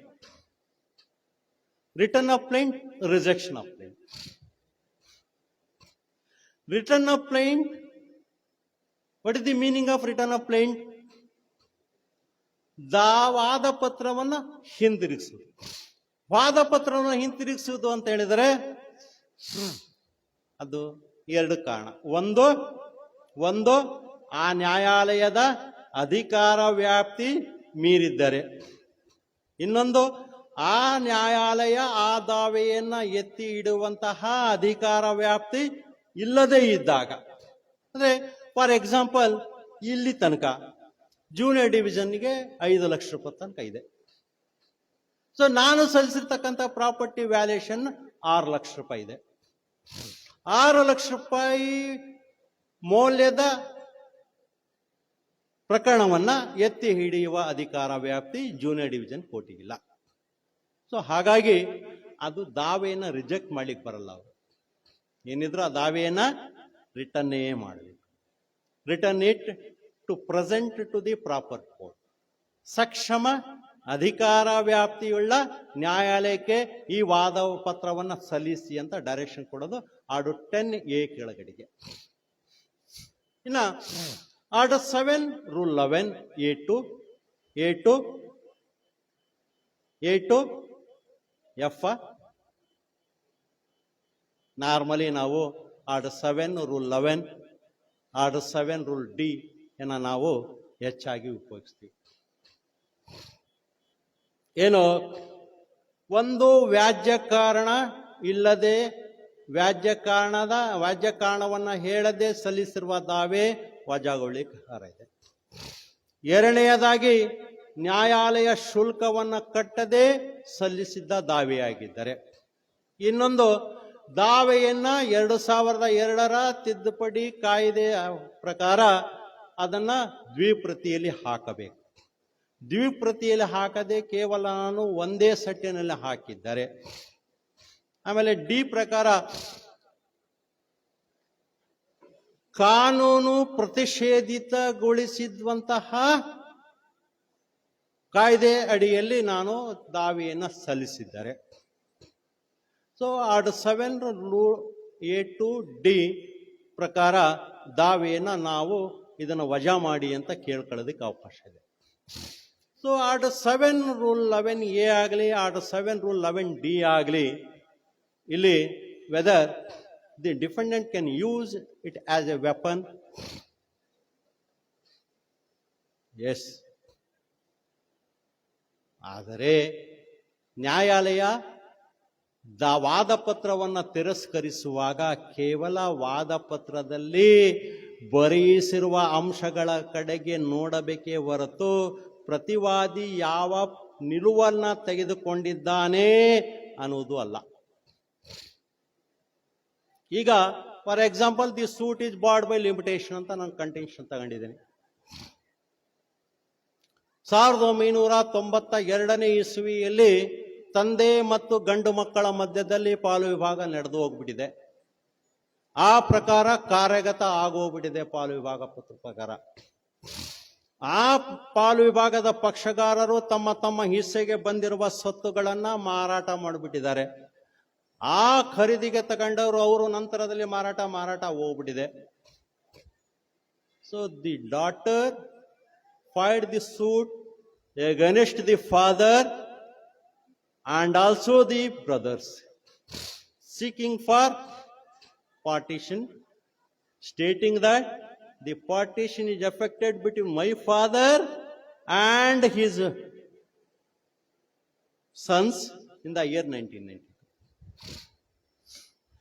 So 1992ನೇ ಇಸ್ವಿಯಲ್ಲಿ ಮಹಿಳೆಗೆ ತಂದೆ ಜೀವಂತವಾಗಿದ್ದಾಗ ಆಸ್ತಿಯಲ್ಲಿ ಹಕ್ಕು ಕೇಳುವಂತಹ ಅಧಿಕಾರ ಇತ್ತೆ. 1956ರ ಕಾಯ್ದೆ, Hindu succession act 1956 was in force. As per section 6 of Hindu Succession Act 1956, the daughter was not having any right over the joint family property to seek for partition. ಈಗ ಅವಳು 23ರಲ್ಲಿ ಕೇಳ್ತಾ ಇದ್ದಾಳೆ 92ರ ಪಾಲು ವಿಭಾಗ ಪತ್ರ. ಈಗ ಅದನ್ನ ನಾಟ್ ಬೈಂಡಿಂಗ್ ಅಂತ ಕೇಳ್ತಾಳೆ, ಅಥವಾ ನಲ್ ಅಂಡ್ ವಾಯ್ಡ್ ಅಂತ ಕೇಳ್ತಾಳೆ. ಸೊ ಈಗ whether this suit is within limitation. At this juncture, the court can invoke the proviso order 7 rule 11D CPC to reject. ಇದನ್ನು ಹೇಳ್ತಾರೆ. ದಾಹಿ ಬೆನ್ ಕೇಸ್ನಲ್ಲಿ 2022ನಲ್ಲಿ ಹೇಳ್ಬಿಟ್ಟಿದ್ದಾರೆ. ದಾಹಿ ಬೆನ್ ಕೇಸ್ನಲ್ಲಿ limitation is also A mixed question of land fact ಅಂತ.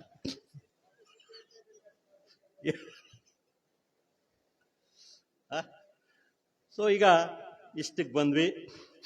ಇನ್ನು order 8ಗೆ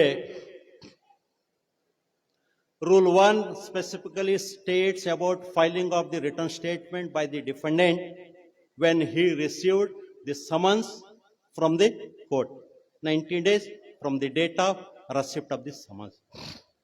So order 8 rule 1A3 speaks about filing of the documents. ಅಲ್ಲಿ ನಾವು ಹಿಂದೆ ಅಮೆಂಡ್ಮೆಂಟ್ ಕಾಯ್ದೆ 2002ರ ಪೂರ್ವದಲ್ಲಿ ಆರ್ಡರ್ 13 ಕಡೆಗೆ ಜಾಸ್ತಿ ಗಮನ ಹಾಕ್ತಾ ಇದ್ದೀವಿ ನಾವು. ಆರ್ಡರ್ 13 ರೂಲ್ 1 and 2 ಹೇಳ್ತಾ ಇದ್ದೀವಿ ನಾವು.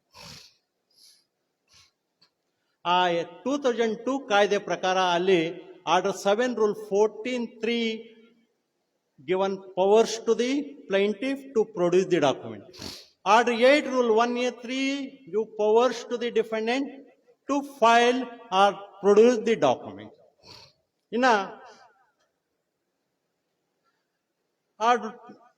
Order 8, Rule 3, 4, 5 is very, very relevant. Order 8, Rule 3, denial to be specific. ನೀವು ನಿಮ್ಮ ಪ್ರತಿವಾದ ಪತ್ರದಲ್ಲಿ ಮಾಡುವಂತಹ ನಿರಾಕರಣೆಗಳು ಸ್ಪಷ್ಟವಾಗೇ ಇರಬೇಕು. ರೂಲ್ 4 ಹೇಳುತ್ತೆ ಅವಾಸಿವ್ ಡಿನಯಲ್. ನಾವು ಕೆಲವೊಂದು ಟೈಮ್ ತಪ್ಪು ಮಾಡ್ತಾ ಇರ್ತೀವಿ. ನಾವು not admitted, not correct. The allegations made in para 2 of the plaint is not correct, is not admitted. ಇದು ಅಡ್ಡಗೋಡಿ ಮೇಲೆ ದೀಪ ಇಟ್ಟಂಗೆ, ಬೆಳಕು ಆ ಕಡೆಗೂ ಇಲ್ಲ ಈ ಕಡೆಗೂ ಇಲ್ಲ. ಅಂದರೆ it means you have admitted the allegations made by the plaintiff in the plaint. Not correct, not admitted, it amounts to an admission. Rule 6A(2)(d) speaks about seeking for counterclaim and setup.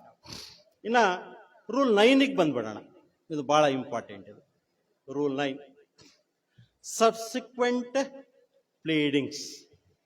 Subsequent pleading ಏನು? Subsequent pleadings ಅಂತ ಹೇಳಿದರೆ ವಾದ ಪತ್ರದ ನಂತರದಲ್ಲಿ ಅಂತನಾ?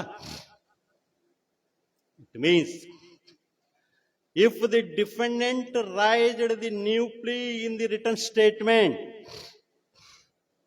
ಪ್ರತಿವಾದಿಯು ತನ್ನ ವಾದ ಪತ್ರದಲ್ಲಿ ಹೊಸ ಅಂಶಗಳನ್ನ ಎತ್ತಿದ್ದಾಗ ಅದಕ್ಕೆ ನಾವು ಕೊಡುವಂತಹ ಉತ್ತರ reply to return statement.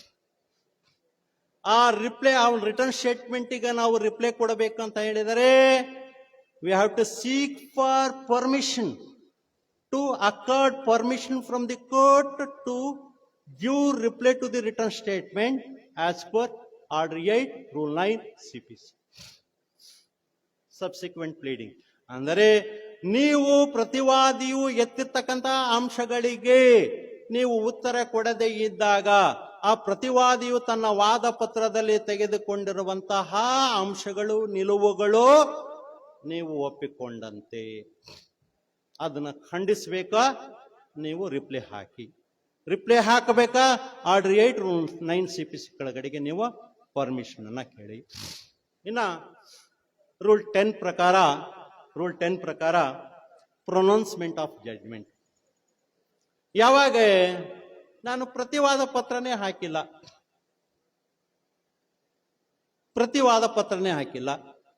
so the material placed by the plaintiff is enough. So then the court may pronounce the judgment, not shall. Court may pronounce the judgment. Order 8, Rule 10 ಕೆಳಗಡೆಗೆ. ರೂಲ್ 9 ಗೆ ಬಂದ್ಬಿಡೋಣ. Rule 9 ನಲ್ಲಿ ನಮಗೆ ಬೇಕಾಗಿರ್ತಕ್ಕಂಥದ್ದು 3 ಉಪಬಂಧಗಳು. ಒಂದು rule 7, rule 9, rule 13. Rule 9, Order 9, Rule 7 speak about setting aside the ex parte order. ನನಗೆ summons ಬಂದಾಗ ನಾನು ಹಾಜರಾಗುವುದಿಲ್ಲ. ನಾನು ಆಗದೇ ಇದ್ದಾಗ ನ್ಯಾಯಾಲಯವರು ನನ್ನನ್ನ ಏಕತರ್ಫಿ ಆದೇಶವನ್ನ ಮಾಡಿದ್ದಾರೆ. ಆ ರೀತಿ ಮಾಡಿರ್ತಕ್ಕಂಥ ಏಕತರ್ಫಿ ಆದೇಶವನ್ನ ತೆಗೆದುಹಾಕಿ ನನ್ನನ್ನು ಈ ಕೇಸಿನಲ್ಲಿ ಮುಂದುವರಿಯೋದಕ್ಕೆ ಅವಕಾಶ ಮಾಡಿಕೊಡಿ ಅಂತ ಕೇಳುವುದು ರೂಲ್ 9 CPC ಕೆಳಗಡೆಗೆ. ಇನ್ನು ರೂಲ್ 9 ಕೆಳಗಡೆಗೆ ಬಂದ್ರೆ ತೀರ್ಪು ಅಂದ್ರೆ ಈ ಆದೇಶವನ್ನ ಡಿಸ್ಮಿಸ್ ಫಾರ್ ಡಿಫಾಲ್ಟ್ ಅಂದ್ರೆ ವಾದಿ ಹಾಜರಾಗಲು ವಿಫಲನಾಗಿದ್ದಾಗ ನ್ಯಾಯಾಲಯವು ದಾವೆಯನ್ನ ವಜಾ ಮಾಡೋದು. ಆ ರೀತಿ ವಜಾ ಮಾಡಿರ್ತಕ್ಕಂತಹ ದಾವೆ ಆದೇಶವನ್ನ ನೀವು ಕಿತ್ತು ಹಾಕಿ ನನಗೆ ಈ ಪ್ರಕರಣದಲ್ಲಿ ಮುಂದುವರಿಯೋದಕ್ಕೆ ಅವಕಾಶ ಮಾಡಿ ಕೊಡಿ ಅಂತ ಹೇಳಿ ಸಿವಿಲ್ ಮಿಸ್ ಹಾಕೊಂಬರೋದು. ಅದು ಆರ್ಡರ್ 9 ರೂಲ್ 9 CPC ಕೆಳಗಡೆ. ಇನ್ನು ಏಕತರ್ಫಿ ಆ ತೀರ್ಪನ್ನ ಆಗಿದ್ದಾಗ, ಎಕ್ಸ್ಪಾರ್ಟೆ ಜಡ್ಜ್ಮೆಂಟ್ ಆಗಿದ್ದರೆ ಆರ್ಡರ್ 9 ರೂಲ್ 13 CPCಯನ್ನ ನಾವು ಅಪ್ಲೈ ಮಾಡ್ತೀವಿ. ಈ ಆರ್ಡರ್ 9 ರೂಲ್ 13 CPC ಕೆಳಗಡೆಗೆ ನಿಮಗೆ 2 ಅವಕಾಶಗಳಿದೆ. ಒಂದು, ಆಗಿರುವಂತಹ ಏಕಪಕ್ಷೀಯ ತೀರ್ಪನ್ನ ಸಿವಿಲ್ ಮಿಸ್ ಹಾಕುವುದರ ಮೂಲಕ ಆರ್ಡರ್ 9 ರೂಲ್ 13 CPC ಕೆಳಗಡೆಗೆ ಪ್ರಶ್ನೆ ಮಾಡುವುದು. ಇನ್ನೊಂದು, ಆರ್ಡರ್ 41 ರೂಲ್ 1 and 2 CPC ಕೆಳಗಡೆಗೆ ಅಪೀಲ್ ಹಾಕಿ ಪ್ರಶ್ನೆ ಮಾಡುವುದು. ಎರಡೂ ಇದೆ. ಎರಡೂ ಮಾಡುವ ಹಾಗಿಲ್ಲ, ಯಾವುದಾದ್ರೂ ಒಂದು ಮಾಡಬೇಕು. The difference between setting aside the ex parte judgment and preferring the appeal is quite different. ಇಲ್ಲಿ ಸೆಟ್ಟಿಂಗ್ ಅಸೈಡ್ ಎಕ್ಸ್ಪಾರ್ಟೆ ಡಿಕ್ರಿಯಲ್ಲಿ ನಿಮಗೆ ನೀವು WS ಹಾಕದೇ ಇದ್ದಾಗ ನ್ಯಾಯಾಲಯದವರು ನಿಮಗೆ ಆ WS ಹಾಕೋದಕ್ಕೆ ಅವಕಾಶ ಮಾಡಿಕೊಡ್ತಾರೆ. ಆಗಿರ್ತಕ್ಕಂತಹ ತೀರ್ಪನ ಎಂಟೈರಿಟಿಯನ್ನ ತೆಗೆದು ಹಾಕಲ್ಲ. ಎಂಟೈರಿಟಿಯನ್ನ ತೆಗೆದು ಹಾಕಬೇಕು ಅಂತಂದ್ರೆ ಅಲ್ಲಿ ಕೆಲವೊಂದು ಫೈಂಡಿಂಗ್ಸ್ ಇರ್ತವೆ. ಆ ಫೈಂಡಿಂಗ್ಸ್ ಅನ್ನ ನಾನು ಪ್ರಶ್ನೆ ಮಾಡಬೇಕು ಅಂತ ಹೇಳಿದರೆ ಮತ್ತು ನಾನು ಆರ್ಡರ್ 41 ರೂಲ್ 1 and 2 CPC ಕೆಳಗಡೆಗೆ ರೆಗ್ಯುಲರ್ ಅಪೀಲ್ ಹಾಕೊಂಡೇ ಬರಬೇಕು. ಅಲ್ಲಿ ರೆಗ್ಯುಲರ್ ಅಪೀಲ್ನಲ್ಲಿ ಆ ಅಪಲೇಟ್ ಕೋರ್ಟ್ನವರು, ಕೆಳ ನ್ಯಾಯಾಲಯದವರು ಮಾಡಿರುವಂತಹ ಏನು ಅಬ್ಸರ್ವೇಷನ್ಸ್, ಫೈಂಡಿಂಗ್ಸ್ ಅಂತ ಏನ್ ಹೇಳ್ತೀವಲ್ಲ, ಅದನ್ನ ತೆಗೆದು ಹಾಕ್ತಾರೆ. ಇನ್ನ ಆರ್ಡರ್ 11ಗೆ ಬಂದ್ಬಿಡೋಣ. Order 11 is very important. Discovery on oath, to interrogate the document, to make out the inspection about the document. ಒಂದು ಮಹತ್ವವಾದ ದಾಖಲೆ ಇರುತ್ತೆ, ವಾದಿ ಹತ್ರ ಆಗಲಿ ಅಥವಾ ಪ್ರತಿವಾದಿ ಹತ್ರ ಆಗಲಿ. That document enlighten on the issue involved in the matter, but neither the plaintiff nor the defendant produce the same. ಅವಾಗ ನಾನು ಆರ್ಡರ್ 11 ರೂಲ್ 14 ಕೆಳಗಡೆಗೆ ಒಂದು ಅಪ್ಲಿಕೇಶನ್ ಹಾಕ್ತೀನಿ, ಟು ಮೇಕ್ ಇಂಟ್ರಾಗೇಟರೀಸ್ ಆನ್ ಓತ್. ಪ್ರಮಾಣ ಪತ್ರದ ಮೂಲಕ ನೀನು ನಿನ್ನಲ್ಲಿರುವ ದಾಖಲೆಗಳ ಬಗ್ಗೆ ಮಾಹಿತಿಯನ್ನು ಒದಗಿಸು ಅಂತ ಕೇಳೋದು. ಆರ್ಡರ್ 11 ರೂಲ್ 14 ರೂಲ್ 12 ಕೆಳಗಡೆಗೆ ರೂಲ್ 14 ಕೆಳಗಡೆಗೆ. ಸೊ ಅಲ್ಲಿ ಆರ್ಡರ್ 11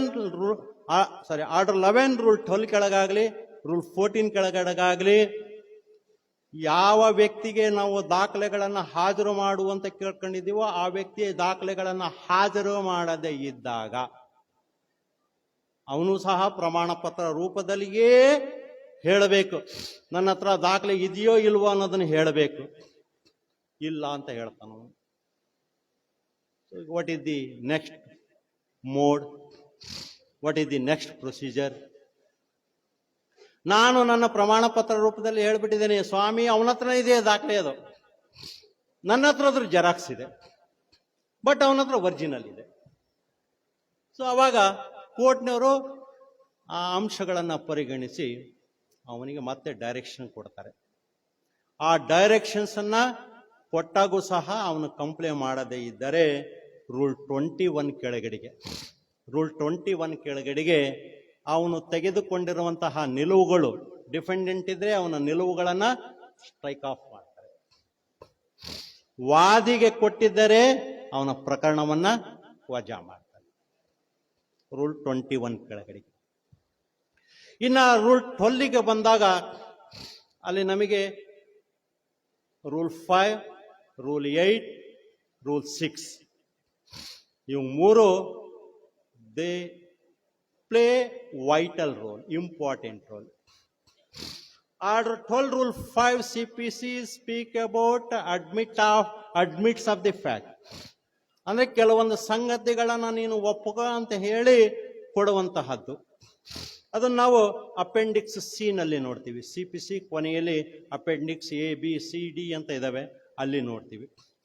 ಅಲ್ಲಿ ಒಂದು ಪ್ರೊಫಾರ್ಮಾ ಇದೆ, ಆ ಪ್ರೊಫಾರ್ಮಾ ಪ್ರಕಾರನೇ ನಾನು ಕೊಡ್ತೀನಿ, ಅಲ್ಲಿ ಸಂಗತಿಗಳನ್ನ ನೀನು ಒಪ್ಪ ಅಂತ. ಇನ್ನು ರೂಲ್ 8 ಕೆಳಗಡೆಗೆ ಕೆಲವೊಂದು ದಾಖಲೆಗಳನ್ನು ನೀನು ಹಾಜರು ಮಾಡು ಅಂತ ಕೇಳ್ಕೊಳ್ಳೋದು. ಫಸ್ಟ್ ನಾವು ಆರ್ಡರ್ 11 ನಾವು ಅಪ್ಲೈ ಮಾಡೋದಕ್ಕಿಂತ ಮುಂಚಿತವಾಗಿ ಫಸ್ಟ್ ನಾವು ಅಪ್ಲೈ ಮಾಡೋದನ್ನ order 12 rule 8 to produce the documents. ಆ ಡಾಕ್ಯುಮೆಂಟ್ ಅನ್ನು ಪ್ರೊಡ್ಯೂಸ್ ಮಾಡದೇ ಇದ್ದಾಗ ನಾವು ಆರ್ಡರ್ 11 ರೂಲ್ 12 ಬರ್ತೀವಿ, 14 ಬರ್ತೀವಿ. ಇನ್ನು 6ಗೆ ಬಂದಾಗ ವಾದಿ ಮಾಡಿರುವಂತಹ ಎಲ್ಲ ಆಪಾದನೆಗಳನ್ನ ಪ್ರತಿವಾದಿ ಒಪ್ಕೊಂಡಾಗ what is the necessity in conducting the trial to make examination affidavit ಯಾಕೆ ತಗೋಬೇಕು, ಅವನಿಗೆ ಯಾಕೆ ಪಾಠಶಾಲೆಗೆ ಒಳಪಡಿಸಬೇಕು. The relationship between the land and tenant is not disputed.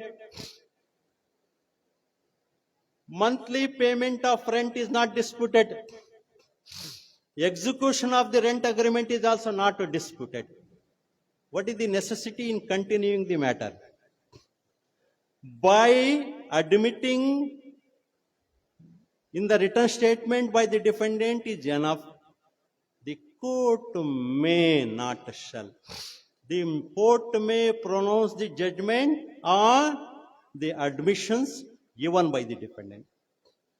ಇನ್ನು 13ಗೆ ಬಂದ್ಬಿಟ್ಟೆ ನಾವು ಆರ್ಡರ್ 13ಗೆ ಬಂದಾಗ ಅಲ್ಲಿ ನಾವು ಎರಡೇ ನೋಡ್ಬೋಣ. ಒಂದು rule 14 order 13 rule 4 is follow ಮಾಡೋದು ಎವಿಡೆನ್ಸ್ ಟೈಮ್ನಲ್ಲಿ. ಒಂದು ಡಾಕ್ಯುಮೆಂಟ್ ಅನ್ನ ಕೋರ್ಟ್ ರಿಸೀವ್ ಮಾಡಿದಾಗ ಆ ಕೋರ್ಟು ಆ ರಿಸೀವ್ ಮಾಡಿರೋದಕ್ಕೆ ಏನೇನು ಮಾಡಬೇಕು ಅನ್ನೋದು ಆರ್ಡರ್ 13 ರೂಲ್ 4 ಹೇಳುತ್ತೆ. ನಾನು ಆ ಡಾಕ್ಯುಮೆಂಟ್ ಅನ್ನ ಮಾರ್ಕ್ ಮಾಡೋ ಟೈಮ್ನಾಗ ಅಬ್ಜೆಕ್ಟ್ ಮಾಡಿದರೆ ಆ ಅಬ್ಜೆಕ್ಷನ್ಸ್ ಅನ್ನ ಆ ವಿಟ್ನೆಸ್ ಬಾಕ್ಸ್ ನಲ್ಲಿ ಇದ್ದಾಗೇ ಅದನ್ನ ಅಕ್ಸೆಪ್ಟ್ ಮಾಡಬಹುದು, ಓವರ್ ರೂಲು ಮಾಡಬಹುದು. ಬಟ್ ಅದೇ ವಿಟ್ನೆಸ್ ಬಾಕ್ಸ್ ನಲ್ಲಿ ಇರಬೇಕು, ಅದು ರೂಲ್ 4 ಹೇಳುತ್ತೆ. ಇನ್ನು rule 9 speaks about return of the document, marking of the documents in the suit. ದಾವೆಯಲ್ಲಿ ಪ್ರಕರಣದಲ್ಲಿ ಹಾಜರು ಮಾಡಿರ್ತಕ್ಕಂತಹ ದಾಖಲೆಗಳು ಮತ್ತು ನಿಶಾನೆಗೊಳಪಟ್ಟಂತಹ ದಾಖಲೆಗಳನ್ನ ಅದನ್ನ ಹಿಂತಿರುಗಿಸುವುದು. ಅದರಲ್ಲಿ ಮತ್ತೆ 2 ವಿಧ ಮಾಡ್ತೀವಿ. ಸೂಟ್ ಪೆಂಡಿಂಗ್ ಇದ್ದಾಗ ಕಂಡೀಷನ್ ಮೇಲೆ ರಿಟರ್ನ್ ಮಾಡೋದು. ಸೂಟ್ ಡಿಸ್ಪೋಸ್ ಆಗಿದ್ದರೆ ಅದನ್ನು ಸರ್ಟಿಫೈಡ್ ಕಾಪೀಸ್ ಅನ್ನು ತೆಗೆದುಕೊಂಡು ಒರಿಜಿನಲ್ ಅನ್ನ ರಿಟರ್ನ್ ಮಾಡೋದು. ಇನ್ನು ರೂಲ್ 10 ಕೆಳಗಡೆಗೆ summoning the document from one court to another court, or summoning the document by the court for its own file. ಹಿಂದೆ ಆ ಪ್ರಕರಣ ನಡೆದಿದೆ, ಅದು ಸೆಂಟ್ರಲ್ ರೆಕಾರ್ಡ್ ರೂಮಿಗೆ ಹೋಗಿದೆ. ಅದರಲ್ಲಿ ಕೆಲವೊಂದು ದಾಖಲೆಗಳು ನಾನು ನಿಶಾನೆಗಳು ಕೊಡಿಸೋದಕ್ಕೆ ಬೇಕಾಗಿದೆ, ಅದನ್ನ ತರಿಸ್ಕೊಳ್ಳೋದು. ಅದಕ್ಕೆ ನಾವು ಸಫೇನಾ ಸಮನ್ಸ್ ಅಂತ ಕರಿತೀವಿ. SUPHEONA ಸಫೇನಾ ಸಮನ್ಸ್ ಅಂತ ಕಟ್ಟಿವಿ. ಅಂದ್ರೆ ಒಂದು ನ್ಯಾಯಾಲಯವು ಸೆಂಟ್ರಲ್ ರೆಕಾರ್ಡ್ ರೂಮಿಗೆ ಆ ದಾಖಲೆಗಳನ್ನು ತರಿಸ್ಕೊಳ್ಳೋದು, ಇಲ್ಲ ಒಂದು ನ್ಯಾಯಾಲಯವು ಇನ್ನೊಂದು ನ್ಯಾಯಾಲಯದಲ್ಲಿ ಇರುವಂತಹ ಕಡತವನ್ನ ತರಿಸ್ಕೊಳ್ಳೋದು. ಆರ್ಡರ್ 13 ರೂಲ್ 10 ಕೆಳಗಡೆಗೆ ಬರುವಂತದ್ದು. ಇನ್ನ ರೂಲ್ 14 ಕೆಳಗಡೆಗೆ ಸೆಟಲ್ಮೆಂಟ್ ಆಫ್ ಇಶ್ಯೂಸ್. ಇಶ್ಯೂಸ್ ಅಂದ್ರೆ ಏನು ಅಂತ ಗೊತ್ತಿದೆ. ಪ್ರತಿವಾದ ಪತ್ರದ ಪಕ್ಷಗಾರರು ತೆಗೆದುಕೊಂಡಿರುವಂತಹ ನಿಲುವುಗಳ ಆಧಾರದ ಮೇಲೆ ನ್ಯಾಯಾಲಯವು ಕೆಲವೊಂದು ವಿವಾದಾಂಶಗಳನ್ನು ರಚಿಸುವುದು. ಅದು ಆರ್ಡರ್ 14 ರೂಲ್ 1 ಕೆಳಗಡೆಗೆ framing of issues. So framing of issues ಆದ ಮೇಲೆಯೇ ಟ್ರಯಲ್ ಸ್ಟಾರ್ಟ್ ಆಗುತ್ತೆ. ಇನ್ನು ನ್ಯಾಯಾಲಯವು ವಿವಾದಾಂಶಗಳನ್ನ ರಚಿಸುವಾಗ ಕೆಲವೊಂದು ವಿವಾದಾಂಶಗಳನ್ನ ರಚಿಸಿ ಇರುವುದಿಲ್ಲ, ಅವು ಆ ಪ್ರಕರಣಕ್ಕೆ ಬಹುಮುಖ್ಯವಾಗಿ ಬೇಕಾಗಿರ್ತವೆ. ಆ ರೀತಿ ಬಿಟ್ಟಂತಹ ಅಥವಾ ಅನ್ನೆಸರಿಯಾಗಿ ಕೆಲವೊಂದು ವಿವಾದಾಂಶಗಳನ್ನ ರಚನೆ ಮಾಡಿದ್ದಾಗ ಅವನ್ನ ತೊಡೆದು ಹಾಕುವುದಕ್ಕೆ ಅಥವಾ ತೆಗೆದು ಹಾಕುವುದಕ್ಕೆ ಅಥವಾ ಅವುಗಳನ್ನು ತಿದ್ದುಪಡಿ ಮಾಡುವುದರ ಮೂಲಕ ಸೇರ್ಪಡೆ ಮಾಡುವುದು ರೂಲ್ 5 ಹೇಳ್ತಾ ಇದೆ. ಅಂದರೆ ನಾನು ಒಂದು ಲಿಮಿಟೇಷನ್ ಪಾಯಿಂಟನ್ನು ಅಥವಾ ಜ್ಯೂರಿಸ್ಡಿಕ್ಷನ್ ಪಾಯಿಂಟನ್ನು ರೈಸ್ ಮಾಡಿರ್ತೇನೆ ರಿಟರ್ನ್ ಸ್ಟೇಟ್ಮೆಂಟ್ನಲ್ಲಿ. ಆ ಅಂಶಗಳಿಗೆ ಅನುಗುಣವಾಗಿ ಕೋರ್ಟ್ನವರು ವಿವಾದಾಂಶಗಳನ್ನು ರಚಿಸಿರುವುದಿಲ್ಲ. ಆ ವಿವಾದಾಂಶಗಳನ್ನು ರಚಿಸಿ ಅಂತ ಕೇಳ್ಕೊಳ್ತಾರೆ. ಇನ್ನು ರೂಲ್ 16 ಕೆಳಗಡೆಗೆ rule 1 and 2, 1 filing of the list of witnesses after framing of the issues ಎಲ್ರಿಗೂ ಗೊತ್ತಿದೆ. ರೂಲ್ 14 ಕೆಳಗಡೆಗೆ 15 days ಒಳಗೆ ಹಾಕಬೇಕು ಅಂತ ತಿಳಿಸಿರ್ತಾರೆ. ಉದ್ದೇಶಪೂರ್ವಕವಾಗಿಯೋ ಅಥವಾ ಸಾಕ್ಷಿದಾರರ ಹೆಸರು ವಿಳಾಸ ಸಿಕ್ಕಿರೋದಲ್ಲ ಅಂತ ನಾವು ಬಿಟ್ಟಿರ್ತೀವಿ, ಅದನ್ನು ಸಾಕ್ಷಿ ಪಟ್ಟಿಯನ್ನು ಸಲ್ಲಿಸೋದಕ್ಕೆ ಅನುಮತಿ ಕೊಡಿ ಅಂತ ಕೇಳ್ಕೊಳ್ಳೋದು. ಇನ್ನು ರೂಲ್ 6 ಪ್ರೊಡಕ್ಷನ್ ಆಫ್ ಡಾಕ್ಯುಮೆಂಟ್ಸ್. ಒಬ್ಬ ವ್ಯಕ್ತಿಯಿಂದ ದಾಖಲೆಗಳನ್ನು ತರಿಸುವ ಸಲುವಾಗಿ ರೂಲ್ 6 ಹೇಳುತ್ತೆ. ಸರಿ, ಈಗ ದಾಖಲೆಗಳನ್ನು ಹಾಜರು ಮಾಡಿ ಅಂತ ಕೇಳ್ಕೊಂಡಾಗ ಆ ಸಾಕ್ಷಿದಾರ ಹಾಜರು ಮಾಡದೇ ಇದ್ದಾಗ ಅವನ ಮೇಲೆ ಏನು ಕಾನೂನು ಕ್ರಮ ಜರುಗಿಸಬೇಕು ಅಂತ ಹೇಳಿ ರೂಲ್ 10 ಹೇಳುತ್ತೆ. ರೂಲ್ 10 ಅಂದರೆ ಯಾವ ನ್ಯಾಯಾಲಯದ ಅಧಿಕಾರಿ ಆ ಸಾಕ್ಷಿಗೆ ದಾಖಲೆಗಳನ್ನು ಸಮನ್ ಮಾಡುವ ಸಲುವಾಗಿ ಸಮನ್ಸ್ ಹೊರಡಿಸಲಾಗಿದೆಯೋ ಅವನಿಗೆ ಹೋಗಿ ಸಮನ್ಸನ್ನು ಜಾರಿ ಬಂದಂತಕ್ಕಂತಹ ವ್ಯಕ್ತಿಗೆ ಅವನಿಗೆ ಖುದ್ದಾಗಿ ಜಾರಿ ಆಗಿದೆಯೋ ಇಲ್ವೋ ಅನ್ನೋದನ್ನು ಅವನನ್ನು ವಿಚಾರಣೆಗೊಳಪಡಿಸೋದು ರೂಲ್ 10 ಹೇಳ್ತಾ ಇದೆ. ಆ ಅಂದರೆ ಅವನಿಗೆ ಜಾರಿ ಮಾಡಿರೋದು ಮನವರಿಕೆ ಆಗಿದೆ ಅಂತ ಹೇಳಿದಾಗ ಅವನ ವಿರುದ್ಧ ನೆಕ್ಸ್ಟ್ ಅಲ್ಲಿಗೆ ಅಟ್ಯಾಚ್ಮೆಂಟ್ ಕೊಡ್ತಾರೆ, ಅಟ್ಯಾಚ್ಮೆಂಟ್ ವಾರೆಂಟ್ ಕೊಡ್ತಾರೆ. ಅಲ್ಲಿಗೆ ರೂಲ್ 13 ಹೇಳುತ್ತೆ. Rule 13 mode of attachment of the person who failed to comply with the order. ಇನ್ನು ರೂಲ್ 18 ಕೆಳಗಡೆಗೆ ಬಂದಾಗ ರೂಲ್ 1 ಹೇಳುತ್ತೆ, ಯಾರು ಮೊಟ್ಟ ಮೊದಲನೆಯದಾಗಿ ವಿಚಾರಣೆಯನ್ನ ಆರಂಭ ಮಾಡಬೇಕು. ಏನು ವಾದಿನೇ ಮಾಡಬೇಕು ಅಥವಾ ಪ್ರತಿವಾದಿ ಮಾಡಬಹುದು, ಅಥವಾ ವಾದಿಯನ್ನೇ ವಿಚಾರಣೆ ಮಾಡದೆ ನಾವು ವಾದಿಯ ಸಾಕ್ಷಿದಾರರನ್ನ ವಿಚಾರಣೆ ಮಾಡಬಹುದೇ. ರೈಟ್ ಟು ಬಿಗಿನ್ ರೂಲ್ 1 ಅಲ್ಲಿ ಹೇಳ್ತಾ ಇದೆ. ಇನ್ನು ರೂಲ್ 3 ಹೇಳ್ತಾ ಇದೆ ರಿಬಟಲ್ ಎವಿಡೆನ್ಸ್ ಅಂತ ಹೇಳ್ತಾ ಇದೆ. ರಿಬಟಲ್ ಎವಿಡೆನ್ಸ್ ಕೆಲವೊಂದು ವಿವಾದಾಂಶಗಳನ್ನು ರುಜುವಾತು ಮಾಡುವಂತಹ ಭಾರ ಪ್ರತಿವಾದಿಯ ಮೇಲಿದೆ. ಆ ಪ್ರತಿವಾದಿ ಮೊದಲೇ ಆ ವಿವಾದಾಂಶಗಳನ್ನು ರುಜುವಾತು ಮಾಡಿದರೆ ನಂತರ ನಾನು ನನ್ನ ಮೇಲಿರುವ ಭಾರದ ವಿವಾದಾಂಶಗಳ ಕಡೆಗೆ ನಾನು ಒತ್ತು ಕೊಡ್ತೀನಿ, ಹಾಗಾಗಿ ನನ್ನ ಹಕ್ಕನ್ನ ತಾವು ರಿಸರ್ವ್ ಮಾಡಿ ಇಡಿ ಅಂತ ಕೇಳೋದಕ್ಕೆ ರಿಬಟಲ್ ಎವಿಡೆನ್ಸ್ ಅಂತ ಹೇಳ್ತೀವಿ. ಅದು ರೂಲ್ 3 ಹೇಳ್ತಾ ಇದೆ. ಇನ್ನ ರೂಲ್ 20 ಆಗಲೇ ಹೇಳ್ಬಿಟ್ಟೆ ನಾನು, ಜಡ್ಜ್ಮೆಂಟು ಡಿಕ್ರಿ ಅನ್ನೋದನ್ನ ಆ ಆರ್ಡರ್ 20 ಕಾಣ್ತೀವಿ. ಇನ್ನು 21ಗೆ ಬಂದಾಗ ಬಹಳ ಮುಖ್ಯವಾಗಿ ಕಾಣೋದು ಕೆಲವೇ ಪ್ರಾವಿಷನ್ಗಳು, 103 ಇದಾವೆ. ಕೆಲವೊಂದಷ್ಟೇ ನಾವು ರೆಲೆವೆಂಟ್ ನೋಡ್ತೀವಿ, ಕೆಲವೊಂದಷ್ಟೇ ರೆಲೆವೆಂಟ್ ನೋಡ್ತೀವಿ. ರೂಲ್ 11ಗೆ ಬಂದ್ಬಿಡೋಣ. Filing of the execution petition. Order 21 rule 11 ಕೆಳಗಡೆಗೆ ನಾವು ಎಕ್ಸಿಕ್ಯೂಷನ್ ಪಿಟಿಷನ್ ಹಾಕ್ತೀವಿ. ಇನ್ನ rule 26 when court may stay execution. ಅಂದ್ರೆ ತೀರ್ಪು ಡಿಕ್ರಿದಾರಕ ಮತ್ತು ತೀರ್ಪು ನಿರ್ಧಾರನ ಮಧ್ಯದಲ್ಲಿ ಇರುವಂತಹ ಪ್ರಕರಣಕ್ಕೆ ಸಂಬಂಧಪಟ್ಟಂತೆ ನನಗೆ ಒಂದು ಹೈಕೋರ್ಟಿಗೆ ಹೋಗಿದ್ದೇನೆ ಸ್ವಾಮಿ, ನನಗೆ ಇದನ್ನ ಮಾಡಿ ಅಂತ ಕೇಳ್ಕೊಳ್ಳೋದು, ಅಥವಾ ಡಿಕ್ರಿಯನ್ನ ಎಕ್ಸಿಕ್ಯೂಟ್ ಮಾಡೋದನ್ನ ಸ್ಟೇ ಮಾಡಿ ಅಂತ ಕೇಳ್ಕೊಳ್ಳೋದು. ಇದರ ರೂಲ್ 29 ಕೆಳಗಡೆಗೆ ಬಂದ್ರೆ ಒಂದು ದಾವೆ ಪೆಂಡಿಂಗ್ ಇದ್ದಾಗ ಡಿಕ್ರಿಧಾರಕ ಮತ್ತು ತೀರ್ಪು ಋಣಿದಾರನ ಮಧ್ಯದಲ್ಲಿ ಒಂದು ದಾವೆ ಬಾಕಿ ಇದೆ, ಇದೇ ವಸ್ತು ವಿಷಯಕ್ಕೆ ಸಂಬಂಧಪಟ್ಟಂತೆ, ಅದು ತೀರ್ಮಾನ ಆಗುವವರೆಗೆ ತಡೀರಿ ಅಂತ ಕೇಳ್ಕೊಳ್ಳೋದು ರೂಲ್ 29 ಕೆಳಗಡೆಗೆ. ಇನ್ನ 32 decree for specific performance or restitution of conjugal rights or injunction. 3 ವಿಧದ ಪ್ರಕರಣಗಳಿಗೆ ಕೇಳೋದು. Section 9 of Hindu marriage act ಗಳಿಗೆ ರೆಸ್ಟಿಟ್ಯೂಷನ್ ಆಫ್ ಕಾನ್ಜುಗಲ್ ರೈಟ್ಸ್ ಹಾಕಿದಾಗ the either side is not ready to join with the husband or with the wife, ಅವಾಗ ಅದನ್ನ execute ಮಾಡೋದಕ್ಕೆ ಕೇಳ್ಕೊಳ್ಳೋದು.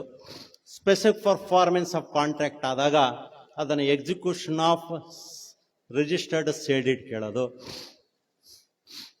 ಎರಡಕ್ಕೂ limitation ಇದೆ.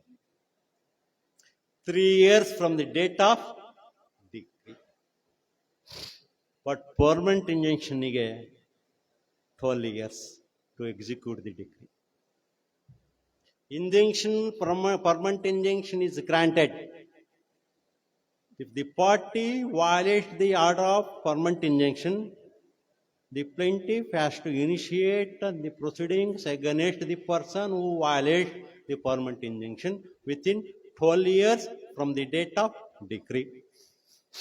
In a rule 35 ಕೆಳಗಡೆಗೆ ಡಿಕ್ರಿ ಫಾರ್ ಇಮ್ಮೂವಬಲ್ ಪ್ರಾಪರ್ಟಿ, ಸ್ಥಿರಾಸ್ತಿಗೆ ಸಂಬಂಧಿಸಿದಂತೆ ಅಮಲ್ ಜಾರಿ ಅಂದ್ರೆ ಪೊಸೆಷನ್, ಸ್ವಾಧೀನವನ್ನು ವಹಿಸಿಕೊಡುವುದಕ್ಕೆ ಕೇಳ್ತಕ್ಕಂಥದ್ದು ರೂಲ್ 35.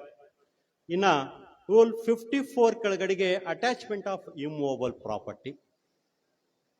ರೂಲ್ 54 ಸ್ಥಿರಾಸ್ತಿಯನ್ನ ಜಪ್ತಿ ಮಾಡುವುದಕ್ಕೆ ಕೋರ್ಕೊಳ್ಳತಕ್ಕಂಥದ್ದು. ಇನ್ನು 64 ಸೇಲ್ ಬಗ್ಗೆ ಹೇಳ್ತಾ ಇದೆ.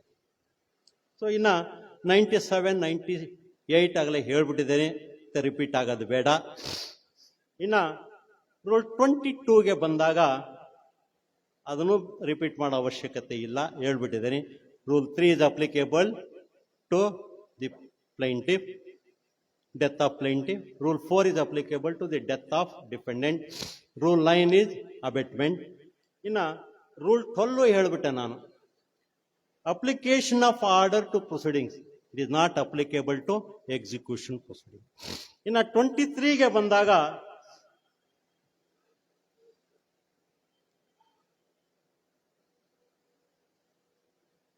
withdrawal. ರೂಲ್ 1 ಅಲ್ಲಿ ಲಿಬರ್ಟಿ ಕೇಳೋದಕ್ಕೆ ರೂಲ್ 1A3. ರೂಲ್ 1A3 ಅಂದ್ರೆ ಸ್ವಾಮಿ ನನ್ನ ಸೇಮ್ ಕಾಸ್ ಆಫ್ ಆಕ್ಷನ್ ಮೇಲೆ ನನಗೆ ದಾವ ಹಾಕೋದಕ್ಕೆ ಅನುಮತಿ ಕೊಡಿ ಅಂತ ಕೇಳೋದು. ನಮಗೇನು ಬೇಡಪ್ಪ, ನಾ ಹಾಗೆ ವಾಪಸ್ ತಗೊಳ್ತೇನೆ. Order 23, rule 1 is enough. Rule 3 speaks about compromise. Rule 3 ರಾಜಿ ಸಂಧಾನಕ್ಕೆ ಒಪ್ಪಿಕೊಂಡಾಗ ಪಕ್ಷಗಾರರು ಆ ರಾಜಿ ಅರ್ಜಿಯ ಮೇಲೆ ನಮಗೆ ಡಿಕ್ರಿ ಮಾಡಿ ಅಂತ ಕೇಳ್ಕೊಳ್ಳೋದಕ್ಕೆ ರೂಲ್ 3 ಹೇಳುತ್ತೆ. ಇನ್ನ 26 ಹೇಳ್ಬಿಟ್ಟಿದ್ದೇನೆ, ಸಂಪೂರ್ಣವಾಗಿ ಹೇಳ್ಬಿಟ್ಟಿದ್ದೇನೆ. ಇನ್ನ ನೇರವಾಗಿ ನಾವು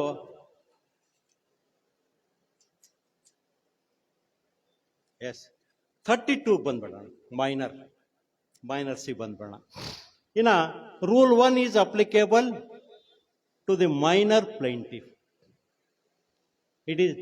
It is not necessary to obtain permission from the court by the minor to sue. ನಾನು ದಾವೆಯನ್ನ ಹಾಕ್ತಾ ಇದ್ದೇನೆ ಸ್ವಾಮಿ, ನನಗೆ ಅನುಮತಿ ಕೊಡಿ ಅಂತ ಕೇಳುವಂತಹ ಅವಶ್ಯಕತೆ ಇಲ್ಲ.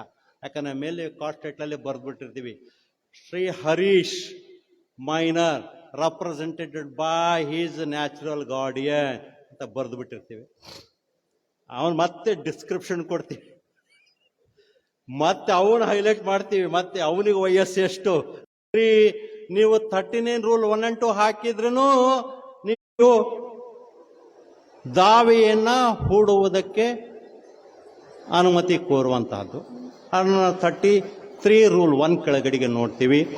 ಅಲ್ಲಿ ರೂಲ್ 1A ಕೆಳಗಡೆಗೆ ಆ ರೀತಿ ಸಲ್ಲಿಸಿರುವ ಆ ವ್ಯಕ್ತಿ ಅವನು ನಿರ್ಧನಿಕ ಆದರೆ ಅವನ ಆಸ್ತಿಯನ್ನು ಅವಧಿ ಮುಗಿಯುವವರೆಗೆ ತಾವು ಮಾಡಿರ್ತಕ್ಕಂತಹ ಡಿಕ್ರಿಯನ್ನು ಅನುಷ್ಠಾನಗೊಳಿಸದ ಹಾಗೆ ಸ್ಟೇ ಮಾಡಿ ಅಂತ ಕೇಳ್ಕೊಳ್ಳೋದು. ಮೇಲ್ಮನವಿ ನ್ಯಾಯಾಲಯದಲ್ಲಿ ಆರ್ಡರ್ 41 ರೂಲ್ 5 ಸಬ್ ರೂಲ್ 1 ಕೆಳಗಡೆಗೆ ನಾವು ಮೇಲ್ಮನವಿ ನ್ಯಾಯಾಲಯದಲ್ಲಿ ಕೆಳ ನ್ಯಾಯಾಲಯದವರು ಮಾಡಿರ್ತಕ್ಕಂತಹ ತೀರ್ಪು ಮತ್ತು ಡಿಕ್ರಿಯನ್ನ ಅಮಲ್ಜಾರಿ ಮಾಡದ ಹಾಗೆ, ಅದನ್ನು ಜಾರಿಗೆ ತರದ ಹಾಗೆ ತಡೀರಿ ಅಂತ ಕೇಳ್ಕೊಳ್ಳೋದು ಆರ್ಡರ್ ರೂಲ್ 5 ಹೇಳ್ತಾ ಇದೆ. ಇನ್ನು ರೂಲ್ 19 ಕೆಳಗಡೆಗೆ ಅಪೀಲ್ ಡಿಸ್ಮಿಸ್ ಆಗಿದ್ದರೆ ಅದನ್ನು ಮತ್ತೆ ಹೇಗೆ ನಾವು ಸೆಟಸೈಡ್ ದಿ ಎಕ್ಸ್ಪಾರ್ಟೇ ಆರ್ಡರ್ ಅಂತ ಕೇಳ್ಕೊಂಬರ್ತೀವಲ್ಲ, ಡಿಸ್ಮಿಸ್ ಫಾರ್ ಡಿಫಾಲ್ಟ್, ಆ ರೀತಿ ಇಲ್ಲಿ ಆರ್ಡರ್ 19 ಕೆಳಗಡೆಗೆ ಮತ್ತೆ ಅದನ್ನು ಪುನರ್ಸ್ಥಿತಿಗೆ ಅದನ್ನು ಮೇಲ್ಮನವಿಯನ್ನು ತರ್ರಿ ಅಂತ ಕೇಳ್ಕೊಳ್ಳೋದು. ಇನ್ನು rule 22 speaks about the cross appeal. ಇದು ನಿಯಮ 22 ನಿರ್ದಿಷ್ಟವಾಗಿ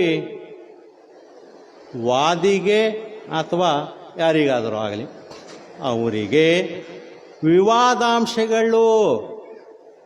ವಿವಾದಾಂಶಗಳಲ್ಲಿ ಒಂದು ವಿವಾದಾಂಶವಾಗಲಿ ಅಥವಾ ಎರಡು ವಿವಾದಾಂಶವಾಗಲಿ ಅನಾನುಕೂಲವಾಗಿದ್ದಾಗ ಆ ವ್ಯಕ್ತಿ ಮೇಲ್ಮನವಿ ಸಲ್ಲಿಸಿದ ಮೇಲ್ಮನವಿಯಲ್ಲಿಯೇ ಮತ್ತು ಕ್ರಾಸ್ ಅಪೀಲ್ ಬಂದು ಅದನ್ನು ಪ್ರಶ್ನೆ ಮಾಡುವಂತಹದ್ದು. ಅಲ್ಲಿಗೆ ನಾವು ರೂಲ್ 22 ನೋಡ್ತೀವಿ.